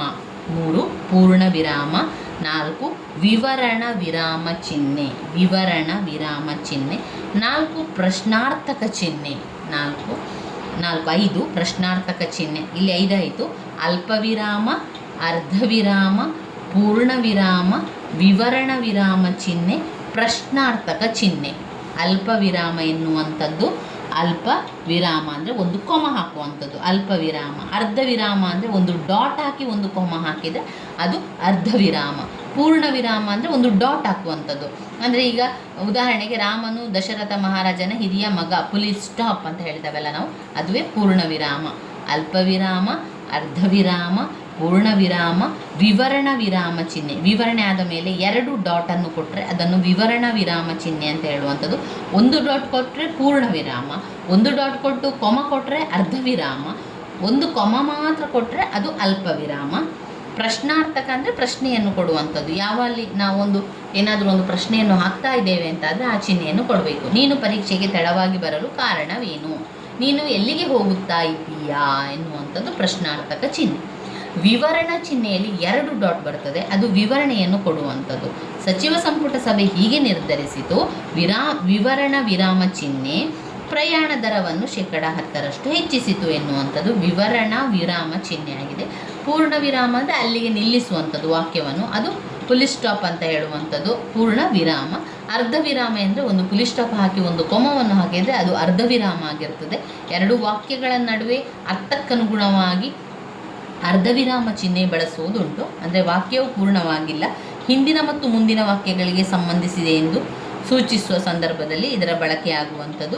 ಅಲ್ಪ ವಿರಾಮ ಅಂದರೆ ಒಂದು ಕೊಮ ಮಾತ್ರ ಹಾಕುವಂಥದ್ದು. ಒಂದು ವಾಕ್ಯದಲ್ಲಿ ಬರುವ ಪದಗಳನ್ನು ಅರ್ಥಕ್ಕನುಗುಣವಾಗಿ ನಿಲ್ಲಿಸಿ ಹೇಳಬೇಕಾಗಿ ಬರುವ ಸಂದರ್ಭದಲ್ಲಿ ಈ ಚಿಹ್ನೆಯನ್ನು ಬಳಸುವಂಥದ್ದನ್ನು ಕಾಣಬಹುದು. ಅಲ್ಪ ವಿರಾಮ, ಅರ್ಧ ವಿರಾಮ, ಪೂರ್ಣ ವಿರಾಮ, ವಿವರಣ ವಿರಾಮ ಚಿಹ್ನೆ, ಪ್ರಶ್ನಾರ್ಥಕ ಚಿಹ್ನೆ. ಆಮೇಲೆ ಭಾವಸೂಚಕ ಚಿಹ್ನೆ, ಭಾವನೆಯನ್ನು ಹೊರಹಾಕುವಂಥದ್ದು. ಓಹೋ, ಆಹಾ, ನೋಡು ಅಲ್ಲಿ ಜಲಪಾತ, ಭಾವನೆಯನ್ನು ಹೇಳುವಂಥದ್ದು ಭಾವಸೂಚಕ ಚಿಹ್ನೆ. ಸಂತೋಷ, ವಿಷಾದ, ಆಶ್ಚರ್ಯ, ಕೋಪ ಮೊದಲಾದ ಭಾವನೆಗಳನ್ನು ತಿಳಿಸುವಂಥದ್ದು ಭಾವಸೂಚಕ ಚಿಹ್ನೆ. ಉದ್ಧರಣ ಚಿಹ್ನೆ, ಎರಡು ಮೇಲೆ ಕೊಮವನ್ನು ಹಾಕುವಂಥದ್ದು, ನಾವು ಇನ್ವರ್ಟೆಡ್ ಕೊಮ ಅಂತ ಹೇಳ್ತೇವೆ ನೋಡಿ. ಉದ್ಧರಣ ಚಿಹ್ನೆಯನ್ನು ಹಾಕುವಂಥದ್ದು. ಕಾಯಕವೇ ಕೈಲಾಸ, ಅಂದರೆ ಅದು ಆ ಒಂದು ವಾಕ್ಯ ತುಂಬನೇ ಏನು ಹೇಳ್ತೇವೆ, ತುಂಬಾ ಮುಖ್ಯವಾಗಿರ್ತದೆ, ಆ ಒಂದು ಸುಭಾಷಿತ ಆಗಿರ್ತದೆ ಅಥವಾ ಒಂದು ಗಾದೆ ಮಾತಾಗಿರ್ತದೆ. ಅದಕ್ಕೆ ನಾವು ಉದ್ಧರಣ ಚಿಹ್ನೆಯನ್ನು ಹಾಕುವಂಥದ್ದು. ಕಾಯಕವೇ ಕೈಲಾಸ ಅಂತ ಭಾವಸೂಚಕ ಚಿಹ್ನೆ, ಉದ್ಧರಣ ಚಿಹ್ನೆ. ತದೇವ ಚಿಹ್ನೆ ಅಂದರೆ ಎರಡು ಕೊಮ ಹಾಕುವಂಥದ್ದು. ನೀವು ವಾಸಿಸುತ್ತಿರುವ ಸ್ಥಳ ಅಂತ ಹೇಳಿ ಎರಡು ಕೊಮವನ್ನು ಹಾಕುವಂಥದ್ದು ತದೇವ ಚಿಹ್ನೆ. ಹೃಸ್ವ ಸಮತಲ ರೇಖೆ ಒಂದು ಲೈನನ್ನು ಹಾಕುವಂಥದ್ದು. ಮಾಲಾ, ಮಾಲೆ, ಭಾಷೆ ಅಂತ ನಡುವಿನಲ್ಲಿ ಒಂದು ಲೈನನ್ನು ಹಾಕ್ತೇವಲ್ಲ, ಅದನ್ನು ಹೃಸ್ವ ಸಮತಲ ರೇಖೆ ಅಂತ ಹೇಳುವಂಥದ್ದು. ಆವರಣ ಚಿಹ್ನೆಯಲ್ಲಿ ಆವರಣ ಚಿಹ್ನೆ ಬೇರೆ ಬೇರೆ ಆವರಣ ಚಿಹ್ನೆಗಳಿದೆ. ಅದರಲ್ಲಿ ಒಟ್ಟು ಪುಷ್ಪಾವರಣ, ಹೂವಿನ ರೀತಿಯಲ್ಲಿರುವಂಥದ್ದು ಪುಷ್ಪಾವರಣ. ಆಮೇಲೆ ಒಂದು ಲೈನಲ್ಲಿ ಬರುವಂಥದ್ದು ದೀರ್ಘಾವರಣ. ಪುಷ್ಪಾವರಣ, ದೀರ್ಘಾವರಣ, ವಿಭಾಗ ಚಿಹ್ನೆ, ಕೂಡುವ ಚಿಹ್ನೆ, ಕಳೆಯುವ ಚಿಹ್ನೆ ಮೈನಸ್ ಹಾಕುವಂಥದ್ದು, ಕೂಡುವ ಚಿಹ್ನೆ ಪ್ಲಸ್ ಹಾಕುವಂಥದ್ದು, ಆಮೇಲೆ ವಿಭಾಗ ಚಿಹ್ನೆ. ಪುಷ್ಪಾವರಣ, ದೀರ್ಘಾವರಣ, ವಿಭಾಗ ಚಿಹ್ನೆ, ಕೂಡುವ ಚಿಹ್ನೆ, ಕಳೆಯುವ ಚಿಹ್ನೆ, ಅದೆಲ್ಲ ಅದರಲ್ಲಿ ಬರುವಂಥದ್ದು. ಆವರಣ ಚಿಹ್ನೆ, ಭಾವಸೂಚಕ ಚಿಹ್ನೆ, ಉದ್ಧರಣ ಚಿಹ್ನೆ, ತದೇವ ಚಿಹ್ನೆ, ಹೃಸ್ವ ಸಮತಲ ರೇಖೆ, ಆವರಣ ಚಿಹ್ನೆ. ಲೇಖನ ಚಿಹ್ನೆಗಳನ್ನು ಹೇಳ್ತಾ ಹೋಗ್ತಾನೆ. ಅಲ್ಪ ವಿರಾಮ, ಅರ್ಧ ವಿರಾಮ, ಪೂರ್ಣ ವಿರಾಮ, ವಿವರಣ ವಿರಾಮ ಚಿಹ್ನೆ, ಪ್ರಶ್ನಾರ್ಥಕ ಚಿಹ್ನೆ, ಭಾವಸೂಚಕ ಚಿಹ್ನೆ, ಉದ್ಧರಣ ಚಿಹ್ನೆ, ತದೇವ ಚಿಹ್ನೆ, ಹೃಸ್ವ ಸಮತಲ ರೇಖೆ, ಆಮೇಲೆ ಆವರಣ ಚಿಹ್ನೆ.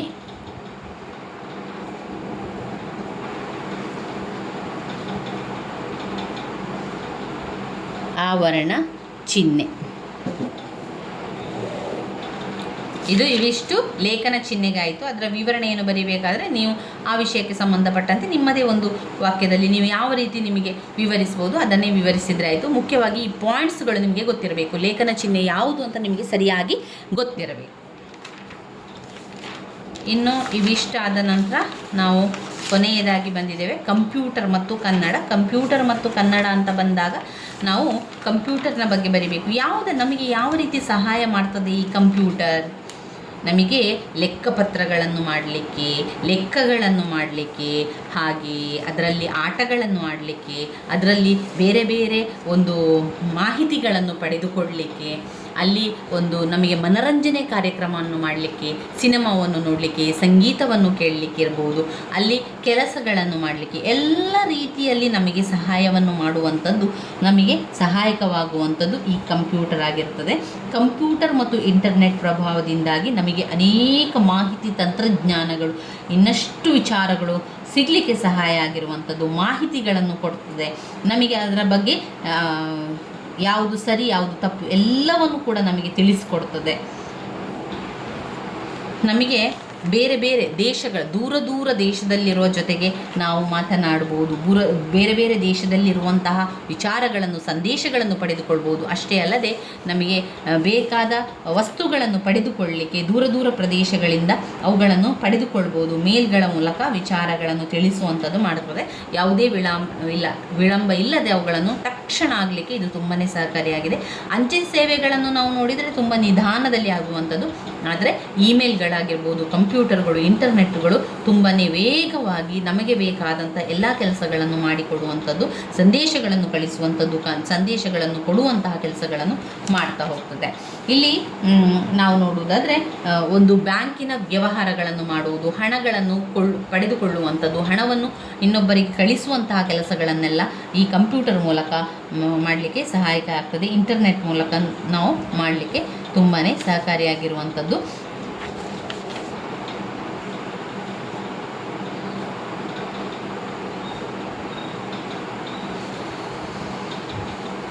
ಜಗತ್ತು ಇಂದು ತುಂಬ ಚಿಕ್ಕದಾಗಿ ಕಾಣ್ತಾ ಇದೆ. ಇದಕ್ಕೆ ಕಾರಣ ಏನು ಅಂತ ಹೇಳಿದರೆ ತಂತ್ರಜ್ಞಾನ ಮತ್ತು ಮಾಧ್ಯಮಗಳಲ್ಲೂ ವಿಶೇಷವಾಗಿ ಟೆಲಿವಿಷನ್, ಕಂಪ್ಯೂಟರ್ ತಂತ್ರಜ್ಞಾನ ಅಂತೂ ಅಂಗೈಯಲ್ಲಿ ವಿಶ್ವದರ್ಶನ ಮಾಡಿಸುವಂತಿದೆ ಅಂದರೆ ತಪ್ಪಾಗಲಾರದು. ಬೇರೆ ಬೇರೆ ವಿಷಯಕ್ಕೆ, ಬೇರೆ ಬೇರೆ ವಿಧಾನಕ್ಕೆ ನಾವು ಕಂಪ್ಯೂಟರನ್ನು ಬಳಸ್ತಾ ಇದ್ದೇವೆ. ಎಲ್ಲ ಕೆಲಸಗಳಿಗೆ ಈ ಮಾಹಿತಿ ತಂತ್ರಜ್ಞಾನ ಪರಿಣಾಮವಾಗಿ ಕನ್ನಡ ವ್ಯಾಪಕತೆಯನ್ನು ಪಡೆದುಕೊಂಡಿದೆ. ಕಾಲ, ದೇಶ ಯಾವುದು ನಿರ್ಬಂಧವಿಲ್ಲದೆ ಮಾಹಿತಿಯನ್ನು ಕ್ಷಣ ಮಾತ್ರದಲ್ಲಿ ನಾವು ಪಡೆದುಕೊಳ್ಬಹುದಾಗಿದೆ. ಎಲ್ಲ ರೀತಿಯ ಒಂದು ದೃಶ್ಯವಾಗಿ, ಶ್ರವ್ಯವಾಗಿ ತುಂಬ ಪರಿಣಾಮಕಾರಿಯಾಗಿರುವಂಥದ್ದು ಈ ಕಂಪ್ಯೂಟರ್. ಈ ಬಹುಮಾಧ್ಯಮ ಸಾಧಿತವಾಗಿರುವುದೇ ಕಂಪ್ಯೂಟರ್ ಸಹಾಯದಿಂದ ಬ್ಯಾಂಕಿಂಗ್ ವಿವರಗಳಾಗಲಿ, ನಾವು ಪಾವತಿಸಬಹುದಾದ ಬಿಲ್ಗಳಾಗಲಿ, ರೈಲು ಬುಕ್ಕಿಂಗ್ ಮಾಡುವಂಥದ್ದು, ಬಸ್ ಬುಕ್ಕಿಂಗ್ ಮಾಡುವಂಥದ್ದು, ಕಾಯಿಲೆಗೆ ಸಂಬಂಧಪಟ್ಟಂಥ ವಿವರವಾಗಿ ನಿಖರವಾಗಿ ಕ್ಷಣ ಮಾತ್ರದಲ್ಲಿ ಪಡೆಯಲು ಸಾಧ್ಯವಾಗಿದೆ ಅಂದರೆ ಅದಕ್ಕೆ ಕಾರಣ ಈ ಕಂಪ್ಯೂಟರ್ ಎನ್ನುವಂಥದ್ದು.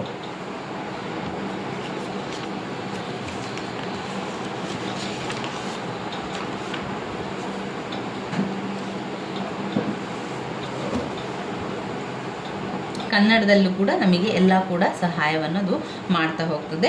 ಎಲ್ಲ ರೀತಿಯ ಒಂದು ಉಪಯೋಗವಾಗುವಂಥದ್ದು ಕಂಪ್ಯೂಟರ್ ಮತ್ತು ತಂತ್ರಜ್ಞಾನ, ಮಾಹಿತಿ ತಂತ್ರಜ್ಞಾನ ಅಂತ ಬಂದಾಗ ಎಲ್ಲವನ್ನು ನೀವು ಬರಿತಾ ಹೋಗಿ ಅದು ಬೇರೆ ಬೇರೆ ಈಗ ಮಾಸಪತ್ರಿಕೆಗಳ ಜಾಲತಾಣಗಳು ಕನ್ನಡ ಭಾಷೆಯಲ್ಲಿ ಕಾಣಸಿಗುವಂಥದ್ದು, ಜಗತ್ತಿನಲ್ಲಿರುವ ಮಾಹಿತಿಯನ್ನು ಈ ಮಾಧ್ಯಮದ ಮೂಲಕ ಪಡೆಯುವಂಥದ್ದು, ಒಂದು ಕ್ರಿಕೆಟ್ ಇರ್ಬೋದು, ವ್ಯವಹಾರಗಳಿರ್ಬೋದು, ಸಿನಿಮಾಗಳ ವಿವರಗಳನ್ನು ಪಡೆದುಕೊಳ್ಳುವಂಥದ್ದು, ರಾಷ್ಟ್ರೀಯ ಅಂತಾರಾಷ್ಟ್ರೀಯ ಮಾಹಿತಿಗಳನ್ನು ಪಡೆದುಕೊಳ್ಳುವಂಥದ್ದು, ಅದೆಲ್ಲ ಕೂಡ ಈಗ ಕನ್ನಡದಲ್ಲಿಯೇ ಲಭ್ಯವಾಗ್ತಾ ಇದೆ.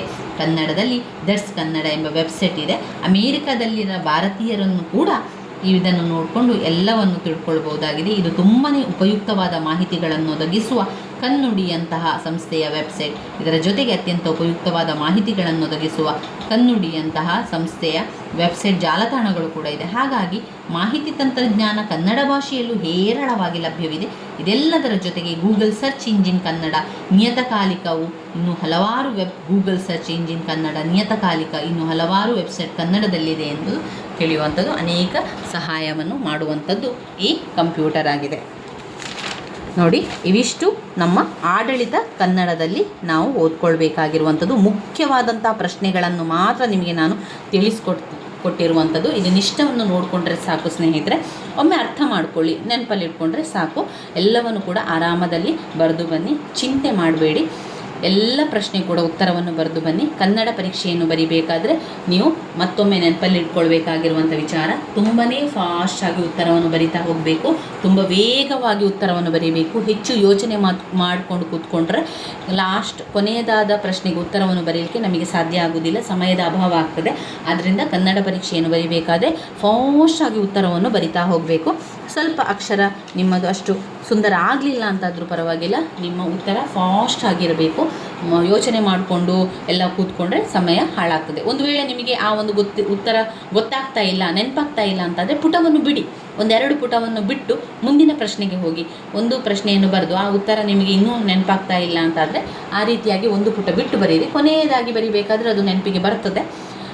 ನಿಮಗೆ ಏನೆಲ್ಲ ನೆನಪಿಗೆ ಬರ್ತದೆ ಅಥವಾ ನಿಮಗೆ ಯಾವ ರೀತಿ ವಿವರಣೆಯನ್ನು ಕೊಡ್ಬೋದು ಅದೇ ರೀತಿಯಲ್ಲಿ ವಿವರಣೆಯನ್ನು ಕೊಡ್ತಾ ಹೋಗಿ. ಈಗ ನಾವು ಸಂಪೂರ್ಣವಾಗಿ ಪರೀಕ್ಷೆಯ ಅಂತಿಮ ತಯಾರಿಯನ್ನು ಮಾಡಿಕೊಂಡಿದ್ದೇವೆ. ಹೊಸಗನ್ನಡದ ಕವಿತೆ, ನಾಟಕ, ಪ್ರಬಂಧ, ಆಡಳಿತ ಕನ್ನಡ ಎಲ್ಲವನ್ನು ತಿಳ್ಕೊಂಡಾಯಿತು. ನೀವು ಇನ್ನೂ ಆರಾಮದಲ್ಲಿ ಅದನ್ನೆಲ್ಲ ಕೂಡ ಸರಿಯಾಗಿ ಕೇಳಿಕೊಂಡ್ರೆ ಪ್ರತಿಯೊಬ್ಬರಿಗೂ ಕೂಡ ಎಲ್ಲವನ್ನು ಕೂಡ ಉತ್ತರವನ್ನು ಬರೆದು ಬರಲಿಕ್ಕೆ ಸಾಧ್ಯ ಆಗ್ತದೆ. ಇದನ್ನು ನೋಡಿಕೊಂಡು ಅಥವಾ ಇದನ್ನು ಕೇಳಿಕೊಂಡು ನೀವು ಪರೀಕ್ಷೆಯ ತಯಾರಿಯನ್ನು ಮಾಡಿಕೊಳ್ಳಿ. ಈ ಅಂತಿಮ ತಯಾರಿ ನಿಮಗೆ ತುಂಬಾ ಸಹಾಯಕವಾಗುವಂತಹ ಒಂದು ತಯಾರಿಯಾಗಿರ್ತದೆ. ಪರೀಕ್ಷೆಯನ್ನು ತುಂಬ ಚೆನ್ನಾಗಿ ಮಾಡಿಕೊಳ್ಳಿ ಸ್ನೇಹಿತರೆ. ನನ್ನ ವಿಡಿಯೋಸ್ ಎಲ್ಲ ನಿಮಗೆ ಇಷ್ಟ ಆಗಿದ್ದರೆ ಲೈಕ್ ಕೊಡಿ, ಶೇರ್ ಮಾಡಿ, ಸಬ್ಸ್ಕ್ರೈಬ್ ಮಾಡಲಿಕ್ಕೆ ಮರಿಬೇಡಿ. ಧನ್ಯವಾದಗಳು.